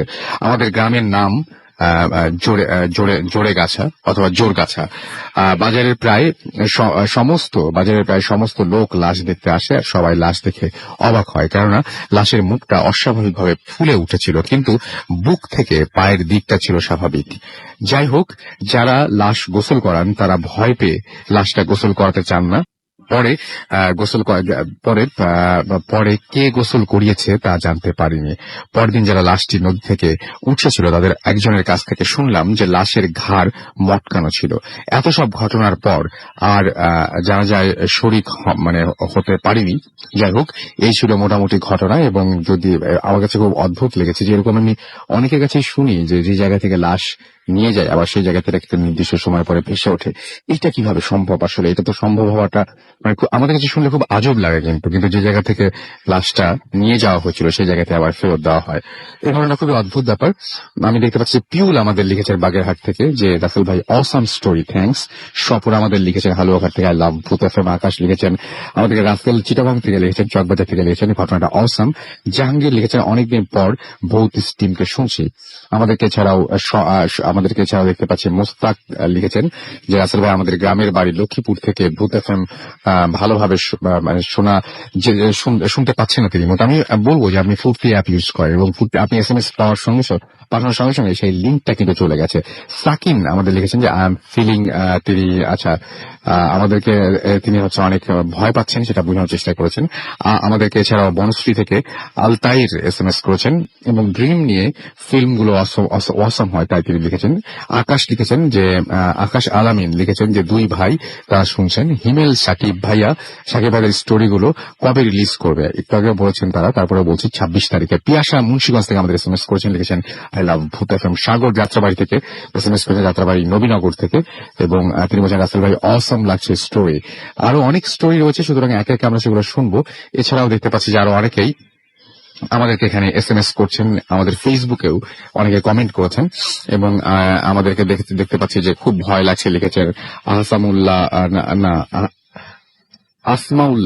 আসমাউল হুসনা কেয়া। ওকে, আসমাউল হুসনা কেয়া লিখেছেন, অনেক ভালো লাগছে তার কাছে। এছাড়াও আমি দেখতে পাচ্ছি যে আরো অনেকেই দেখতে পাচ্ছি আমাদের SMS এখানে কমেন্ট করেছেন এবং আমাদেরকে MD রনি খান লিখেছেন ভূত এফএম শুনলে তার তেমন ভয় করে না, হাসি পায় না, তবে তার ঘুম এসে যায়। বাহ, চমৎকার। ভূত এফএম আপনার কাছে একটু এরকম সিলেক্টিভ লাগে। আচ্ছা, যাই হোক, সিলেক্টিভ টাইপের ডোজ হিসেবে কাজ করে ভূত এফএম, সিলেক্টিভ টাইপের ডোজ। ওকে, ফাইন, নো প্রবলেম, কোনো সমস্যা নেই। এবং আমাদেরকে এছাড়াও দেখতে পাচ্ছি যে ভালো লাগছে তো লিখেছেন MD আফিন। আমাদেরকে এছাড়াও লিখেছেন নিশ্চুপ আলী, লিখেছেন যে কাহিনী হবে ভালো, শুরু হবে ভালো। আমি বুঝতে পারিনি আপনার এটা কি লিখেছেন, কাহিনী কখন শুরু হবে ভালো, এর মানে কি আমি বুঝতে পারলাম না। গ্রাহকেরা ফেসবুকে আছে, আপনারা দেখতে পারেন। আমাদেরকে এছাড়াও দেখতে পাচ্ছি আরো অনেকেই এখানে কমেন্ট করছেন। আপনি যদি কমেন্ট করতে চান তাহলে চলে যান www.facebook.com/radio.ফুর্তি। আর যারা আমার আরো একটা পেজ রয়েছে www.facebook.com/bhutafm.russell, এখানে আপনারা যে কমেন্ট করতে পারেন। আমাদের SMS রয়েছে, SMS প্যানেল, সেখানে আপনি SMS পাঠাতে পারেন সরাসরি। মোবাইলের মেসেজ আপনি টাইপ করুন ফুর্তি, FORTI ফুর্তি, স্পেস দিয়ে লিখুন আপনার নাম, স্পেস দিয়ে আপনার মেসেজ পাঠিয়ে দিন 9840 নম্বরে। আমরা চলে যাব আমাদের প্রথম অতিথির কাছে আরো একবার, এবং আমরা তার কাছ থেকে কিছু ঘটনা শুনবো আবারও। আচ্ছা, আপনি আরো কিছু ঘটনা আমাদের বলছিলেন যে আপনি ভয় পেয়েছেন, এরকম একটা ঘটনা বলছিলেন। আচ্ছা, তার আগে আপনার নামটা আমরা আরেকবার শুনি, এবং কি নাম আপনার? Hey there, I'm Munna from Motizil. আরেকবার বলেন নামটা। Hey there, I'm Munna from Motizil. আচ্ছা, আপনার ঘটনাটা আমরা শুনি। আপনি বলছিলেন যে আপনি আপনার বাসায় বা কিছু সমস্যা, আপনি কিছু দেখেছেন, যে স্কোয়ার শেপের কিছু বলছিলেন, আরো কিছু ভয় আপনি পেয়েছেন আপনার লাইফে বিভিন্ন সময়, এবং আপনি বলছিলেন যে আপনি যে বাসায় থাকেন সেই বাসায় বেশ বড় ধরনের কিছু ঝামেলা রয়েছে। সেই বাসা থেকে একজন মানুষ কোনো কারণ ছাড়াই 4 তলা থেকে লাফ দিয়ে পড়ে। কি ঘটনা, মানে ওইটা নিয়ে কি ধরনের ঘটনা শোনা যায় আপনাদের বাসাটা নিয়ে, একটু আমাকে যদি বলতেন। অ্যাকচুয়ালি আমাদের বাসাটা ঠিক এইরকম একটা কলোনি, TNT কলোনি, যেহেতু ওইখানে মানে যে প্রবলেমটা হয়েছিল আর কি, আমি যেটা শুনেছি, আমাদের বিল্ডিং এর 4 তলায় একজন লোক থাকতো, তার একটা ছেলে, সে তার ওয়াইফ এন্ড ছেলেকে নিয়ে থাকতো। একদিন রাত্রে কোনো কারণ ছাড়া সে হঠাৎ করে 4 তলা থেকে লাফ দিয়ে মারা যায়। তার কোনো ধরনের কোনো ঝামেলা কোনো ধরনের তার রাত, এমনকি তার ওয়াইফের সাথে ঝগড়া হয়নি, কিছুই হয়নি। সে জাস্ট আপনার সে রাত্রেবেলা খাওয়া দাওয়া করে দেন বসলো, দেন হঠাৎ কিছুক্ষণ পরেই তার ওয়াইফ কোনো কাজ যেন বাইরে গেছিল, দেন সে এসে দেখে তার হাজবেন্ড 4 তলার জানলা দিয়ে লাফ দিয়ে সুইসাইড করছে। বাট এটা কি কারণে করছে কেউ বুঝতে পারে নাই। এবং তারপর থেকে কি আপনাদের ওই জায়গাটায় বা আপনার যে কলোনির কথা বলছেন, সেখানে কি মানে উইয়ার্ড কোনো এক্সপেরিয়েন্স মানুষ করে এরকম? হ্যাঁ, ওই 4 তলা ইভেন মানে ভাইয়াদের কাছে যা শুনেছি, রাত্রেবেলা এমনও দেখা গেছে, আমার একটা ভাই আছে মানিক ভাইয়া, সে ঘুমিয়েছিল, সেম একই অবস্থা, করিডোর যেহেতু জানলা দিয়ে তাকালে বাইরে দেখা যায়, হঠাৎ সে দেখতে পারে যে রাত 2টা-2:30 দিকে হবে, কোন একটা শ্যাডো টাইপ, সাদা শ্যাডো তার জানলার সামনে দিয়ে হেঁটে চলে গেলে যে এরকম অবস্থা হয় কি, সে হেঁটে গেল। সে মনে করলো কেউ হয়তো বা হাঁটতেছে, বাট সে 5 মিনিট যাবত সে ঘটনাটা অবজার্ভ করতেছে, আসলে কি এখানে কিছু একটা হয়েছে কিনা। কেউ যদি হেঁটে কোন রুমে যায়, সে শব্দ শুনতে পারবে যে কেউ ঘরে ঢুকেছে, বাট অ্যাকচুয়ালি সে ওইখানে কাউকেই দেখতে পারেনি যে কেউ কোনো ঘরে গেছে, বা শ্যাডোটা যে গেছে সেটা বুঝতে পারছে। তো এরকম 4 তলা অনেক উইয়ার্ড জিনিস হয়। এবং আমাদের বিল্ডিং এর ছাদে কেউ কখনো উঠে না। কেন ওঠে না? রাত্রেবেলা তারা মানে যারা 4 তলায় ছাদে থাকে, ছাদে ওঠার অ্যাকচুয়ালি কোনো ওয়ে নাই, বাট তা অনেকে মইটো ইউজ করে, কারণ অনেক পুরাতন বিল্ডিং মইটো ইউজ করে উঠে। বাট ছাদে যে কেউ রাত্রেবেলা উঠে কিছু করবে এমন না। অনেকে রাত্রেবেলা ছাদে শব্দ শুনতে পায়, যে ছাদে কেউ হাঁটতেছে, বা ইট দিয়ে কোনো কিছু বাড়ি দিলে যেরকম একটা শব্দ হয় সেরকম শব্দ পায়। অনেকে রাতে ছাদে যে অবজার্ভ করছে, বাট এরকম কিছু পায়নি। বাট তারা যখন রাতে ঘুমায় 3টা-4টার দিকে এরকম শব্দ পায়। এখন এই শব্দটাকে মোটামুটি যখন পায়, তখন আপনি কখনো পেয়েছেন নাকি? আমি কখনো পাই না, তবে আমি ফিল করছি একদিন, বাট নিচে মানে রাত তখন কত হবে, 12:30-1টা হবে, কোরবানি ঈদের আগে হাঁটতেছিলাম, দেন ফিল করছি ছাদে কিছু একটা অন্তত আছে, যে এত রাতে ছাদে কেউ থাকার কেউ কথা না, এত রাতে ছাদে। বাট সেদিন আমি ফিল করছি কিছু একটা ছাদে অন্তত ছিল সেদিন। ওকে, আমাদের আরো একজন গেস্ট রয়েছে, আমরা একটু তার সাথে কথা বলি, এবং আমরা আপনাকে একটু ওখানে যেতে হবে। হ্যাঁ, আমরা আরো একজন গেস্ট রয়েছে, আমরা তার নামটা একটু, আপনার নামটা একটু প্লিজ বলুন। হ্যালো রাসেল ভাই, তারেক আমিন, শ্যামলী থেকে। জি, আপনার ঘটনা শুনি আমরা। রাসেল ভাই কোনটা? 3টা বলছিলাম। আপনি একটা থেকে করে শুরু করেন। ওকে, রাসেল ভাই, এই ঘটনাটা হলো অ্যাকচুয়ালি আমার বিল্ডিং এরই থাকে। আমার এক ভাই, বড় ভাই, ইউএসএ তে থাকেন। তো ঘটনা হলো যে সে যখন ইউএসএ তে থাকতো, এটা 2014 এর মার্চের কাহিনী। আপনি একটা জিনের ঘটনা বলেছিলেন, সেটা আগে আমরা শুনি, ওটাকে শুনে আসি। ওকে, ঠিক আছে। এটা আমার স্যারের স্টোরি অ্যাকচুয়ালি। আমার স্যার ব্যারিস্টার খাজা ইকবাল। তো সে গাজীপুর থেকে একবার আসতেছিল, তো আস্তে আস্তে প্রায় 12টা থেকে 1টা বাজে। সে খুব নামাজি ব্যক্তি, 5 ওয়াক্ত নামাজ পড়ে। তো সে টার্গেট চিন্তা করলো যে আমি নামাজটা কমপ্লিট করি, কাজে হলে আমি নামাজটা বাদ দিব না। তার বিল্ডিং 20 তলা বিল্ডিং, তো 6 তলাতে সে মসজিদ থাকে ছোট করে, তো মসজিদে যায়।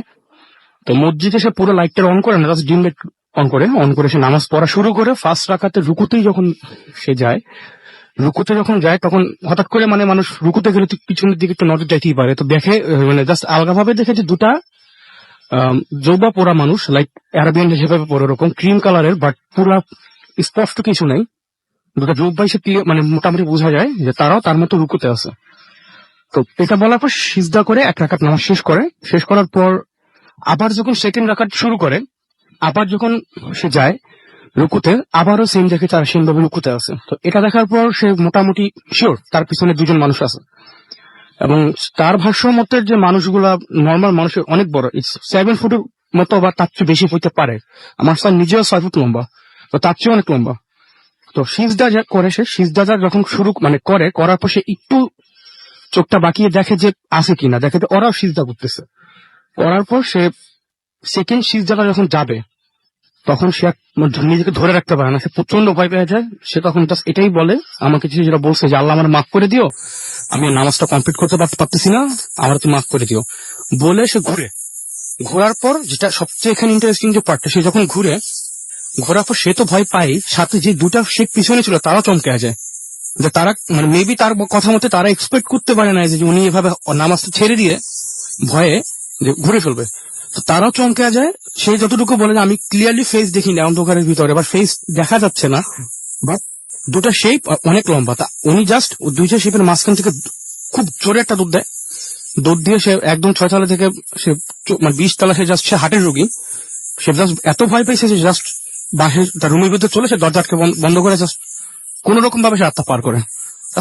হ্যাঁ, আমি আপনাকে বলছিলাম জিনের ঘটনা, তার মানে জিন হাজির করা যে ঘটনাটা আপনি বলেছিলেন সেটা বলেছিলাম শুরুতে। যাই হোক, এখন আমরা শুনি ঘটনাটা। ওকে, ওই ঘটনা যেটা ছিল ভাইয়া, ওনার ইচ্ছা, উনি ইউএসএ তে থাকে, তো ওনার ইচ্ছা ছিল যে উনি জিন হাজির করবে।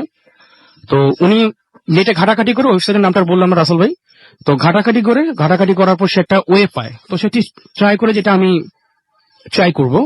তো তার রুম টুম সব দরজা জানলা আটকিয়ে দিয়ে, এবং নিয়ম যেটা মানে নিয়ম বলতে কি, যে কোনো ইলেকট্রনিক্স ডিভাইস থাকতে পারবে না, আর যদি থাকেও সেটা কখনো ফ্ল্যাগে কানেক্ট করা অবস্থা থাকতে পারবে না, বা চালু অবস্থায় কিছু থাকতে পারবে না, মোবাইল, টিভি, ফ্রিজ, এনিথিং। তো সে বসে, তো রাসেল ভাই পুরো প্রসিডিউর আমি বলতে যাচ্ছি না কারণ অনেক বড়, বাট যেটা শর্টকাটে যেটা হলো যে লাস্ট একটা ওয়ে থাকে, যেটা হলো যে তার ব্যবহৃত করা কোনো আংটি, ঘড়ি, এরকম কিছু একটা সাদা পানির পাত্রে রাখতে হবে, ভিজিয়ে রাখতে হবে। তো কিছু সুরা প্রসিডিউর যেগুলো ছিল ওগুলো ঠিক করার পরে, ওগুলো করার পরে চোখটা মেলে দেখে যে ওই আংটিটা তার ব্যবহৃত পানির উপরে ভাসতেছে, এবং সে সাথে সাথে ফিল করা শুরু করে রুমের টেম্পারেচার মানে ঠান্ডা ছিল বাইরে প্রচুর, তো তার ভিতরে সে রীতিমতো ঘামাচ্ছে। তো সে বুঝতে পারছে রুমের ভিতরে কিছু একটা আসছে। তো এরপর যেটা ছিল যে একটা সাদা কাগজে নিজে উইকেন্ড, লাইক আমি যদি লেফট হ্যান্ড হই তাহলে আমার ডান হাত হবে, আমি যদি ডান হাতি তাহলে আমার বাম হাত হবে।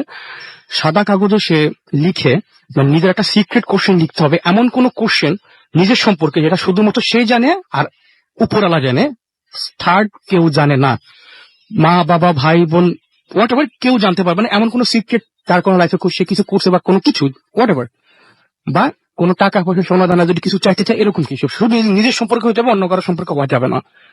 ওই কোশ্চেনটা সে লিখার পর তারপর যেটা হয় যে চোখ বন্ধ করে, যেটা নিয়মটা থাকে যে চোখ বন্ধ করে উইকেন্ড দিয়া ওই সাদা কাগজটার ভিতরে রাউন্ড করে জাস্ট পেন্সিলটা ঘুরাবে, ততক্ষণ ঘুরাইতে হবে যতক্ষণ না পর্যন্ত পেন্সিলটা সে পড়ে না যায় খাতা থেকে যখন পড়ে যায় পেন্সিলটা সে চোখ খুলে আপনি দেখে একটা সিক্রেট কোশ্চেনের অ্যান্সারটা ওখানে লিখা, এবং এটা দেখে সে মানে মোটামুটি সে খুব সাহসী, খুব যে ভয় পায় তা বলবো না, বা সে খুব সারপ্রাইজ হয়ে যায় যে সে কল্পনা করতে পারে না যে আসলে এরকম কোনো কিছু হবে। এবং এটার আরো নিয়ম হলো যে এই কোশ্চেনটা কখনো সে কাউকে শেয়ার করতে তো পারবেই না, এবং 1 সপ্তাহ রোজা, এবং কোনো প্রকার মুখে দুর্গন্ধ আসে এরকম কোনো খাবার লাইক পেঁয়াজ, মরিচ, সিগারেট, স্মোক এরকম কিচ্ছু করা যাবে না। আসলে এটাই ছিল। ওকে, তার মানে আপনি মোটামুটি উনি শিওর হয়ে গেছিলেন যে ওই ঘরের মধ্যে আসলে কেউ এসেছিল, কারণ ওই কোশ্চেন শুধুমাত্র সে কোশ্চেনটা তো আমাকে বলে না, বলছে এই কোশ্চেন শুধুমাত্র আমি আর আমার উপরওয়ালা জানে, আর কেউ জানে না এই সিক্রেটটা, শুধুমাত্র আমার নিজের সম্পর্কে। মানুষের সিক্রেট থাকে লাইফে, এরকম অনেক সিক্রেট থাকে যেটা সে কাউকে রিভিল করে না, ইভেন তার ওয়াইফ কেউ বা হাজবেন্ড কেউ বলে না, অনেক সিক্রেট থাকতেই পারে, শুধুমাত্র সেই জানে। লাইক রাসেল ভাই ধরেন কথার কথা আমি একটা মানিব্যাগ থেকে 100 টাকা নিয়ে চলে গেলাম, কেউ দেখে নাই, ঠিক আছে, এরকম ব্যাপারটা, ঠিক আছে, হয়তো এটা আমি কাউকে বলিও না আজ পর্যন্ত, সিম্পল অনেক ব্যাপার হতে পারে, বাট হয়তো বা সে কাউকে বলেই না এরকম কোন কোশ্চেন, সে টোটালি মানে সারপ্রাইজ হয়ে যায় যে মানে সে কল্পনা, সে জাস্ট প্রথমে এটা ফান করে সে খুব সাহসী, বাট সে খুব ফান করে করছে, বাট পরবর্তীতে সে আসলেই বুঝছে যে না হয়। আপনার থার্ড স্টোরিটা কি ছিল জানো? ছোট্ট সব তো সব হ্যাঁ, ছোট ছোট ছোট ছোট story না? গল্প রাসেল ভাই। আর থার্ড স্টোরি যেটা ছিল, আমার এই সেম খাতা স্যারের ওই গাজীপুর ওনার ফার্ম হাউস থেকে আসতেছে। তো আসার পথে সে মোটামুটি উত্তরা রোডে ঢুকে নেয় ওই সাইডটাতে, পুবালি না পূর্বাইল, সরি পুবালি না পূর্বাইল, ওই এলাকাটায় ছিল। তো পুবাইল। পুবাইল, হ্যাঁ হ্যাঁ, পুবাইল। পুবাইল। রাতের বেলা তো আসতেছে ওখান থেকে রাসেল ভাই। তো সে গাড়ি চালাচ্ছে ফাঁকা রাস্তা অ্যাজ ইউজুয়াল, ওই সময় 120 100 নর্মাল। সে আনএক্সপেক্টেডলি সে একটা জিনিস খেয়াল করলো যে চালাতে চালাতে দেখে একটা হাইওয়ে, রং সাইড থেকে একটা বাস আসতেছে এবং সে টোটালি টাসি খেয়ে যে রং সাইড থেকে কেন এত বড় হাইওয়ে। বাসটা এত কুইকলি আসে, সেই সময় রীতিমতো ঘাবড়ে আসে, গাড়িটা মানে ব্রেক করে বাদিকে ঘুরে দেয়। তো বাদিকে যেটা দেয় যে গাড়ি অর্ধেক থাকে রাস্তাতে, আর অর্ধেক চলে যায় মাটিতে। আর বা পাশে ধান ক্ষেত সামখান যেগুলো হাইওয়েতে থাকে। তো গাড়ি তো ডিপার অন করা ছিল, সে গাড়িটা ব্রেক পুরোপুরি গাড়ি থামে না, গাড়ির সাথে 30 থেকে 40 কিলোমিটার স্পিডে সে মানে অ্যাক্সিডেন্টটা করে না, সে বেঁচে যায়। বাট দ্য থিং ইজ, সে যখন দেখে যে গাড়িটা পাস করে ফেলছে, সামনে দেখে একটা মানুষ, এমন না যে কোনো ভয়ের কিছু দেখছে, বাট একটা মানুষ বৃদ্ধ, সে গাড়িটা তার উপর থেকে উঠে দেয়, মানে তার উপর কন্ট্রোল করতে পারে না। কন্ট্রোল করতে পারে না, সে আসলে কন্ট্রোল করতে পারে না। তো ঘটনাটা ভৌতিক এর জন্য রাসেল ভাই, সে উঠে যখন দেশে চিন্তা করছে সে কাউকে চাপা দিছে, অবাক করে বসে সে কনফার্ম তার উপর থেকে গাড়ি তুলছে। গাড়িটা যখন সে ব্রেক করে, থামায় না অ্যাকচুয়ালি, জাস্ট ব্রেক করে, আরো ব্রেক করে 10 স্পিডে নিয়ে আসে। রিভার মিরর তো দেখে যে ওই মানুষ সেটা যাচ্ছে। তো স্যার রীতিমতো মানে কি বলা যায় যে অ্যাক্সিডেন্টের চেয়ে মনে এটাকে সে বেশি ভয় পাইছে, যে কি ব্যাপার, আমি তো ওনার উপর গাড়ি তুললাম, উনি পাস করলো কিভাবে আমার গাড়ির ভিতর থেকে, মানে কিভাবে পসিবল। তো সে এতটাই ভয় পাইছে যে পরে সবচেয়ে বড় কথা কি, সবসময় দেখা যায় রাসেল ভাই এগুলো ভ্যানিশ হয়ে যায়, ওটা কিন্তু ভ্যানিশ হয় না, ওটা যাচ্ছে। তো সে আর পরে পিছনে তাকায় না, সে চিন্তা করছে আমার বাসায় যাইতে হবে এনিহাউ, আমি ভয় পাইলে হবে না। আর সে খুব নামাজি পরেশগার ব্যক্তি। তারপরে গাড়িটা সে ড্রাইভ করে বাসা পর্যন্ত চলে যায়, সামও সে সার্ভাইভ করে, অ্যাক্সিডেন্টও সার্ভাইভ করে, এটাও সার্ভাইভ করে। বাট তার কথা হলো যে আমি তার উপর থেকে ক্লিয়ার, আমি তো চালাইছি গাড়ি, আমি তো জানি তার উপর থেকে আমি গাড়িটা চালাইছি, বাট সে কিভাবে পাস করলো আমি কিছু জানি না। রাইট, আপনাকে অনেক ধন্যবাদ আপনার ঘটনাগুলোর জন্য। আমি যেটা বলছিলাম যে এই যে একটা ঘটনা, ছোট্ট একটা ঘটনা, যে গাড়ির সামনে দিয়ে অনেকে অনেক কিছু দেখেন, অনেকে, আমি একটু আগে বলছিলাম যে আমরা কক্সবাজার যাচ্ছি এবং সেখানেও এই রাস্তায় এরকম ঘটনা ঘটে যে হ্যাঁ, গাড়িটা কোনো কিছুর ওপরে রান করার পরে দেখা যায় যে সেই জিনিসটার আর কোনো হদিস পাওয়া যায় না। এখন ব্যাপারটা হচ্ছে যে সত্যি কথা বলতে কি, যে এতগুলো জায়গায় যদি একই ঘটনা ঘটে তখন আপনি সেই ঘটনাকে কি বলবেন? তারপর যদি আপনি সেটাকে অবিশ্বাস করতে চান, ইটস আপ টু ইউ। আপনি ততদিন পর্যন্ত আসলে আপনার বিশ্বাস করতে যে কোনো ঘটনা খুবই কষ্টের, যতদিন পর্যন্ত আপনি নিজে এক্সপেরিয়েন্স না করবেন। কিন্তু আজকে রাতের বেলাতেই যদি আপনার এরকম কোনো ধরনের কোনো এক্সপেরিয়েন্স হয়ে যায়, যদি আজকে রাতের বেলাতে আপনি দেখেন যে সমস্ত ঘটনা আমরা আজকেও শুনলাম, সেগুলো যদি একটু বলি। আজকে রাতের বেলাতে যদি আপনি হঠাৎ করে দেখেন যে হ্যাঁ, আপনার চোখের সামনে দিয়ে কিছু একটা জাস্ট সরে গেল, তখন আপনি কিন্তু বিশ্বাস করতে বাধ্য হবে যে হ্যাঁ, পৃথিবীতে এরকম প্যারানরমাল জিনিসপত্র আছে। আপনার যদি আজকে বাথরুমে আয়নায় যদি আপনার ছবি ছাড়া, আপনার ছায়া ছাড়া আরো কোনো ছায়া বা আরো কোনো ছবি যদি আপনি দেখে ফেলেন, তাহলে ডেফিনেটলি আপনার মনে হবে যে হ্যাঁ, পৃথিবীতে কিছু এরকম প্যারানরমাল ঘটনা ঘটেই থাকে। আপনার হঠাৎ করেই যদি মানে এরকম ধরনের কোনো একটা এক্সপিরিয়েন্স হয় যে আপনার খাটের নিচে কিছু একটা রয়েছে বা আপনার ছাদে কোনো একটা শব্দ পাচ্ছেন আপনি, তাহলে আপনি ধরে নেবেন যে হ্যাঁ, পৃথিবীতে আসলেই প্যারানরমাল কিছু আছে। প্রথমে হয়তো আপনার এরপরেও আপনি যদি খুবই সাহসী হন বা আপনি যদি খুবই এরকম মনে হয় যে না, এরকম কোনো ঘটনা না, মানে আপনি যদি খুবই বিপক্ষে হন, তাহলে আপনার প্রথম দিকে হয়তো কিছু সন্দেহ হবে এবং আপনি হয়তো খোঁজ খবরও নিতে পারেন যে আপনার এটা কোনো হ্যালুসিনেশন কিনা বা অন্য কোনো কিছু কিনা। কিন্তু একটা পর্যায়ে যে যদি আপনি দেখেন যে না, আপনি সেই সময় একদম পুরোপুরি সজাগ ছিলেন, তারপরে এরকম একটা ঘটনা ঘটেছে, তখন আপনার কিছু বিশ্বাস করতে বাধ্য হতে হবে। মুশকিলটা হয় তখন আপনি যে ঘটনাটা বলবেন সবাইকে, আপনার ঘটনাটা, সেটা যদি কেউ বিশ্বাস না করে। তো আমাদের মাঝে মাঝে এরকম পরিস্থিতিতে পড়তে হয়। যাই হোক, বেল্লাল খান আমাদের ফেসবুকে লিখেছেন নাইস ভূত এফএম আমাদেরকে। এছাড়াও দেখতে পাচ্ছি যে এমডি ফিরোজ ইসলাম আমাদেরকে লিখেছেন এবং ভূত এফএম এবং আমাদেরকে তিনি যে পরে যেটা লিখেছেন সেটা আমি আসলে এখানে পড়তে চাচ্ছি না। আমাদেরকে রকস্টার রাকিব SMS করেছেন এবং তিনি বলছেন, হাই ভাই, আমি রাকিব, সাউথ আফ্রিকা থেকে তোমাদের শো শুনছি। Thanks for being with us, এবং আশা করছি যে আপনি আমাদের সাথে এনজয় করছেন এবং তিনিও আশা করছেন যে তার SMS-টা পড়া হবে। আমি পড়ে ফেললাম। আসিফ সোহান আমাদের SMS করেছেন এবং সুমন ভাইয়ের জন্য দোয়া করেছেন, তিনি সবার কাছে দোয়া চেয়েছেন। আমাদেরকে এমডি ফ্লোজ ফেসবুকে লিখেছেন এবং লিখেছেন যে দূর থেকে আচ্ছা এটা আমি বুঝি নাই অবশ্য। আমাদেরকে এছাড়াও আমাদেরকে এছাড়াও দেখতে পাচ্ছি যে আমাদেরকে আরো অনেকে লিখেছেন। ফারহান খান লিওন আমাদের লিখেছেন এবং আমাদেরকে এছাড়াও এখানে অনেকেই এখানে লিখছেন এবং লিখেছেন যে যেমন হচ্ছে জিলান খান লিখেছেন যে স্টোরিগুলো অসম। আমাদেরকে অঞ্জন দে লিখেছেন একটু একটু ভয় লাগছে। আমাদেরকে নাফিস নিবিড় লিখেছেন অনেক মজা পাচ্ছেন তিনি। আমাদেরকে এছাড়াও রুবেল হোসেন জীবন লিখেছেন যে কথা কম বলে ঘটনা বেশি বলতে। আমাদেরকে ফারহান খান লিওন আবারও লিখেছেন এবং অনেকে এখানে লিখছেন, আপনিও দেখতে পারেন।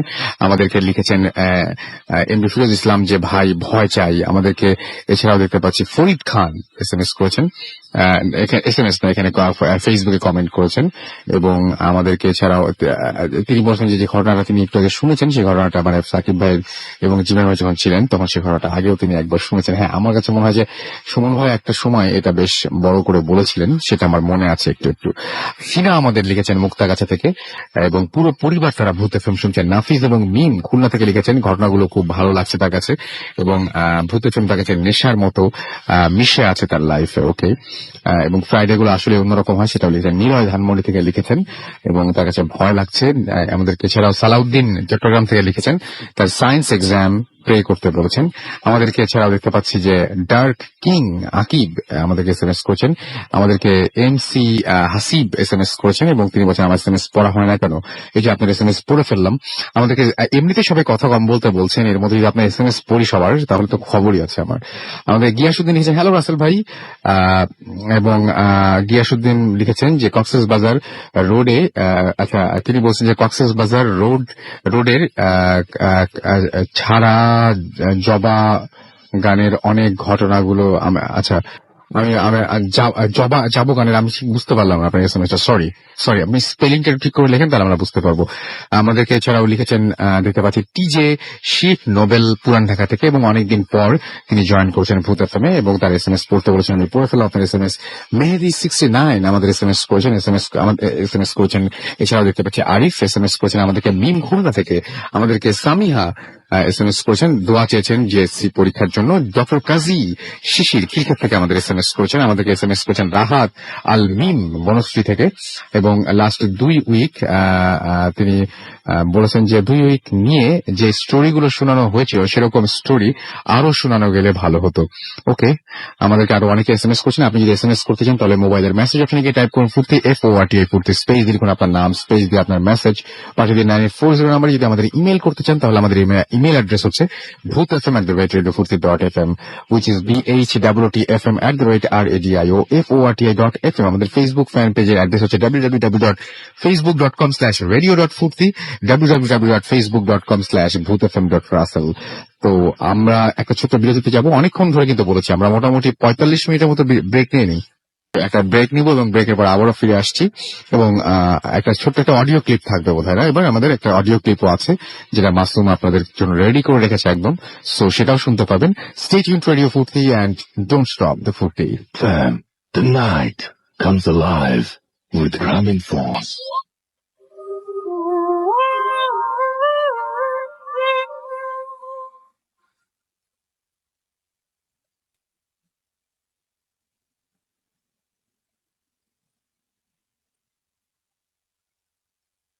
হ্যালো, আসসালামু আলাইকুম রাসেল ভাই। আমি জানি আপনি সবসময় ভালো দলে থাকেন। রাসেল ভাই, আমি প্যারিস থেকে বলছিলাম। আমি হচ্ছি রনি। আমার নিজের সাথে একটি ঘটনা ঘটে যেটি আমি হয়তোবা তখন আমার বয়স 12 কি 14, যখন ছোট ছিল বাংলাদেশে, তখন আমি একদিন আমি সরাসরি আমার ঘটনায় যাই। ঘটনাটা হচ্ছে 14 বছর বয়স সম্ভবত। তখন আমরা আমার নানু বাড়ির পাশে থাকতাম। তো এটা হচ্ছে একটা মফস্বল টাইপের। তো আমার নানুদের বাসা থেকে আমাদের বাসা ছিল মনে করেন 100 গজ বা 150 গজ দূরত্ব। তো যথারীতি আমাদের এখানে একদিন কারেন্ট ছিল না। তো আমি নানুর বাসায় যাচ্ছি বাসা থেকে। তো বাসায় গেলাম, নানুর বাসায় যে আমি কাজ শেষ করে একটু কাজে গেছিলাম, কাজ শেষ করে আমি আবার বাসায় আসছিলাম। আমাদের বাসায় আসার সময় পুকুর পাড় দিয়ে আসতে হয়। আমি পুকুর পাড় দিয়ে তখন নিজের মনে ছোট মানুষ যেহেতু গান গাইতে গেতে আসছিলাম, হঠাৎ করে আমার মনে হলো পুকুর পাড়ে, যে আমি কোনো পুকুর পাড়ে হাঁটছি না, আমি হয়তো বা হাঁটছি কোনো এমন একটি জায়গায় যেখানে শুধুমাত্র আমি একা, এবং আমি একটু কোনো অন্ধকার কোনো সুড়ঙ্গ বা কিছুর মধ্যে দিয়ে হাঁটছিলাম। তো আমার মনে তখন কোনো কিছু নেই, এত অন্ধকার ছিল। তো হঠাৎ করে মনে হলো আমার মাথার উপর দিয়ে কিছু একটা ঠান্ডা বাতাস দিয়ে বয়ে গেল। তা আমি আমার মতো হাঁটছি, ভাবলাম যে বাতাস, কিন্তু দেখছি পুকুরের চারপাশে অনেক গাছ ছিল, গাছের চারপাশে আমি তাকালাম, তাকিয়ে দেখলাম কোনো গাছের পাতা বা কোনো কিছুই ডালপালা কিছুই নাড়াচাড়া করছে না। তো তখন আমি একটু ভয় পেলাম। সেম আবার দেখলাম, আবার সেই বাতাসটা গেল, আমার তখনই মনে হলো আমি এমন একটা জায়গাতে হাঁটছি যে আমাকে কেউ একটু ধরতে আসছে। তখন এটা বলে আমি এত ভয় পাই, তো আমি দৌড় মেরে ঘরের দরজার সামনে যাই, আমি পড়ে যাই, সেন্সলেস হই। পরে আমাকে আম্মু ঘর থেকে বেরে বাসায় নিয়ে আমাকে চোখে মুখে পানি দিয়ে সেন্সে আসলাম। তখন আমি দেখলাম আমি বাসায়। এবার আম্মু জিজ্ঞেস করলো কি হলো, তা আম্মুকে পুরো ঘটনা বললাম। ঘটনাটা কিন্তু এখানে শেষ নয়, এখানে শেষ হলে হয়তো ভালো হতো। তো যাই হোক, আমি আম্মাকে এগুলো বললাম, আম্মু বললো না এটা কিছুই না, তুমি হয়তো এমনি ভয় পেয়েছো, কিছু যায় না, তোমার মাথা বেরোলো কিছুই না। তো যথারীতি আমি ওই রাতে ঘুমালাম। তো ঘুমের মধ্যে আমার মনে হচ্ছে যেন ওই যে বাতাসটা আমার বুদ্ধি গেল, এটা একটা বিশাল একটা বাদুর টাইপের কিনা আমি জানি না, অ্যাকচুয়ালি আমি দেখিনি। আমাকে মনে হচ্ছে ওই জিনিসটা আমাকে কোলে করে আমাকে নিয়ে যাচ্ছে। তো নিয়ে যাচ্ছে, তখন আমি হঠাৎ করে চোখ খুলে দেখে আমার ঘুম ভাঙলো। ঘুম ভেঙে দেখলাম যেটা আমার পিঠের মধ্যে, যে মানুষ যদি একটা নবজাতক শুদ্ধ শিশুকে যদি কোলে তুলে নেয়, তখন আপনার সে বা একটা মানুষ যদি তুলে নেয়, তার হাতটা যদি এমন শক্ত হয় এবং যে চাপ দিয়ে ধরে, তাহলে তার যেমন আঙ্গুলটা পিঠে ছাপ বসে যায়, আমার কিন্তু ঠিক সেম পিঠে ছাপ বসে গেল। পরে আম্মুকে দেখালাম, পরে আম্মু ব্যাপারটা দেখলো, ঘুম থেকে আমার রুমে এসে দেখলো, দেন আম্মাকে সব বললাম। আম্মা বলে না এটা তোমার ভুল, ঘুমের শব্দ জন্য। তাহলে আমার পিঠে দাগটা কিসের? আম্মা তখন পরে একটু আশ্চর্য হলো যেটা কি হলো। তো তারপর দিন যাদের আমরা মাদ্রাসায় পড়তাম, তা মাদ্রাসার হুজুর বললো ঘটনা। মাদ্রাসার হুজুর একটু ঝাড়ফুঁক করে দিয়ে আমাকে বললো যে এটা কিছুই না। সে যখন আসতেছিল পুকুর পাড় দিয়ে, হুজুরকে কিন্তু আমি বলিনি যে আমি এর আগের দিন রাতে আমি ভয় পেয়েছি পুকুর পাড়ে আসার সময়। হুজুর বললো যে হ্যাঁ, সে কালকে রাতে পুকুর পাড় দিয়ে যাচ্ছিল, তখনই একটা জিনও যাচ্ছিল, বাট সে জিনের পথে এসে মাঝখানে দাঁড়ায়। হ্যাঁ, পথে দাঁড়ানোতে তার একটু ডিস্টার্ব হওয়াতে সে তার কোনো একটা ক্ষতি করতে চাইছিল। হ্যাঁ, পরবর্তীতে হুজুর আমাকে একটা তাবিজ দেয় এবং এই তাবিজটা আমাকে টানা 39 দিন পরে রাখতে বলে, কারণ এই জিনটা ছিল আমাদের বাড়ির আশপাশে থাকতো। পরে আমি এই তাবিজটা 39 দিন পরেছিলাম, আর ইভেন আমাকে 39 দিন পর হুজুর আবার পানি পড়া দিল এবং আমাকে একটু ঝাড়ফুঁক করে দিল। এরপর থেকে আমার সাথে কোনো ঘটনা হয়নি। এই ছিল আমার ঘটনা, ভারতে শেয়ার করবেন।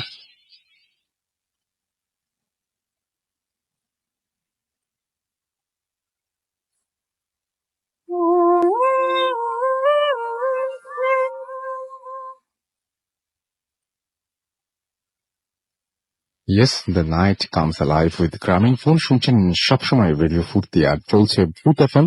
এবং আপনারা সবাই জানেন যে ভূত এফএম এখন অন্যরকম উইথ গ্রামীণ ফোন। এবং সেই সাথে আপনাদের একটা খবর জানিয়ে দিই, সেটা হচ্ছে যে এই উইকে আমরা একটা খবর আপনাদেরকে দিচ্ছি যে আমরা খুব দ্রুত আমরা যেতে চাই কক্সবাজারে।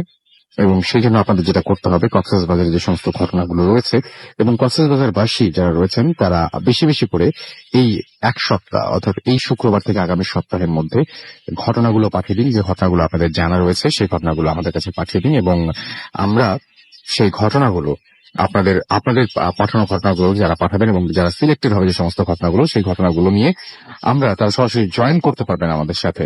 এবং কক্সবাজার থেকে তারা যারা সিলেক্টেড হবেন তারা সরাসরি আমাদের সাথে পার্টিসিপেট করতে পারবেন ওই দিন, এবং আমরা সরাসরি সেইখানে গিয়ে লাইভ করব আপনাদেরকে নিয়ে। আর কারা পারবেন, আরেকটা গ্রুপ আমরা নেব, সেই গ্রুপটা অবশ্যই আমাদের সাথে কক্সবাজার যেতে পারবেন, ঢাকা থেকে হোক বা বাংলাদেশের যে কোনো জায়গা থেকে হোক না কেন।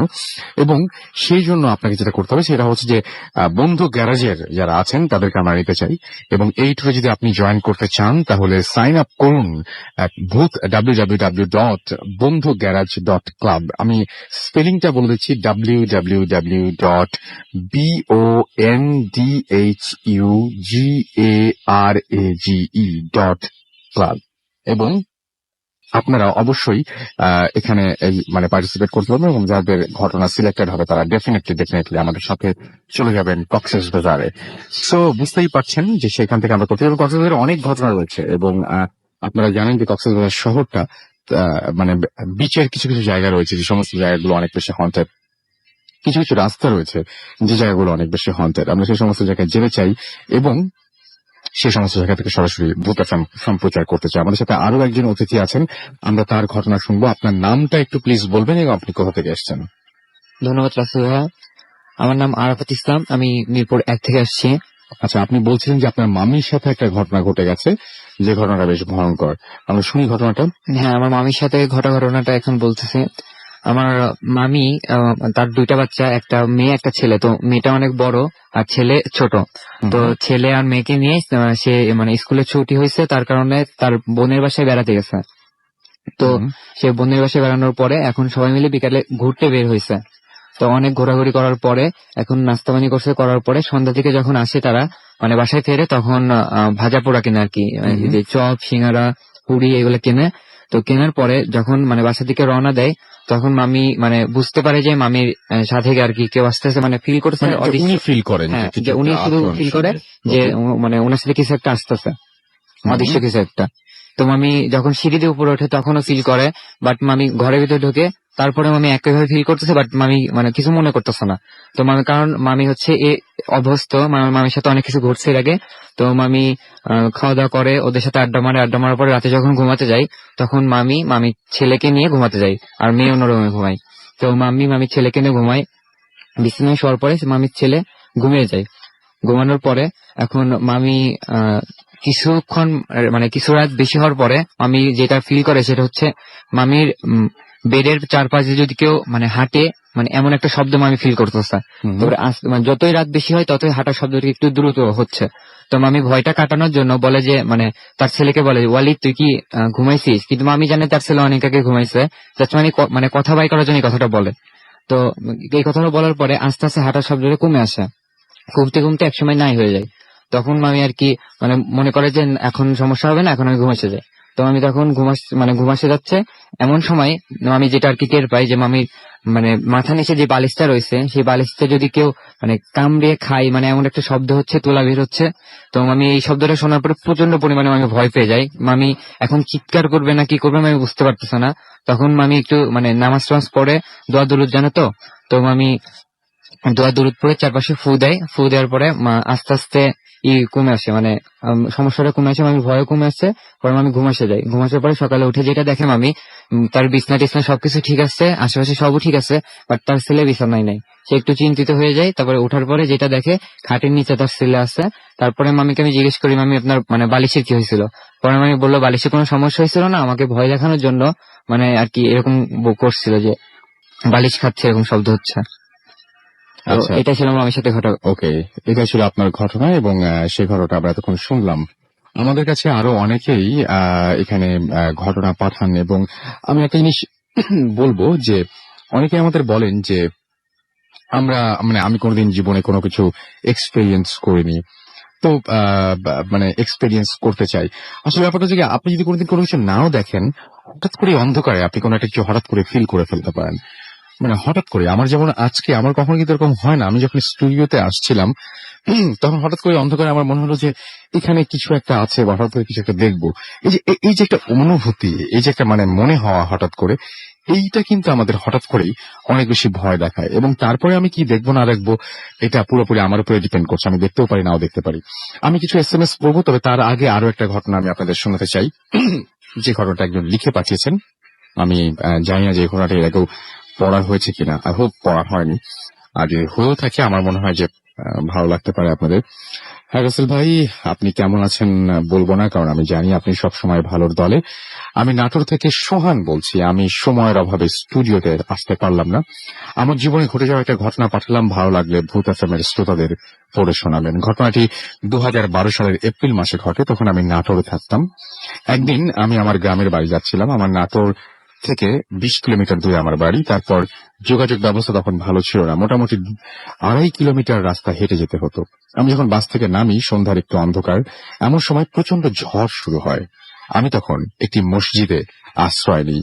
ঝড় থামে রাত 9টায়। আমি আমার গ্রামে যাবার মতো কোনো মানুষ পাবো না, এটা আমি জানতাম। তারপরও আমি বাড়ির উদ্দেশ্যে রাস্তা ধরলাম। প্রচন্ড ঝড় বৃষ্টি, রাস্তা দেখা যাচ্ছিল না। বৃষ্টির আলোতে মাঝে মাঝে যা রাস্তা দেখা যাচ্ছিল। আমার মনে তখন খুব ভয়, কারণ আমি জানি না আমি বাড়ি ফিরতে পারবো কিনা। কারণ আমার বাড়িতে দুটো কবরস্থানের পাশ দিয়ে যেতে হয় এবং এটি শ্মশানের ওপর দিয়ে যেতে হবে। আমি মনে মনে বিভিন্ন দোয়া পাঠ করছি আর হাঁটছি, কারণ সামনে একটা কবরস্থান। এমন সময় বিদ্যুতের মানে বিজলির আলোতে আমি দেখি যে আমার সামনে দুজন মানুষের মতো দেখা যায়। আমার তখন ভয় লাগে, আমি হাঁটতে থাকি এবং তাদের পায়ের দিকে খেয়াল করি। কারণ আমি শুনেছিলাম যে জিনদের পা বা এরকম কিছু অ্যাবনর্মাল কিছু যদি হয়, তাদের পা নাকি মাটি স্পর্শ করে না। আমি কাছে গিয়ে দেখি একটি লোক তার ছোট এক ছেলেকে নিয়ে টয়লেটের একটি স্ল্যাব এবং একটি পাট, অর্থাৎ পাট শব্দের অর্থ যেটা দিয়ে গ্রামে টয়লেট তৈরি করা হয়, বাঁশ দিয়ে কাঁধে করে নিয়ে যাচ্ছে। তাদের পেয়ে আমার একটু ভালো লাগলো।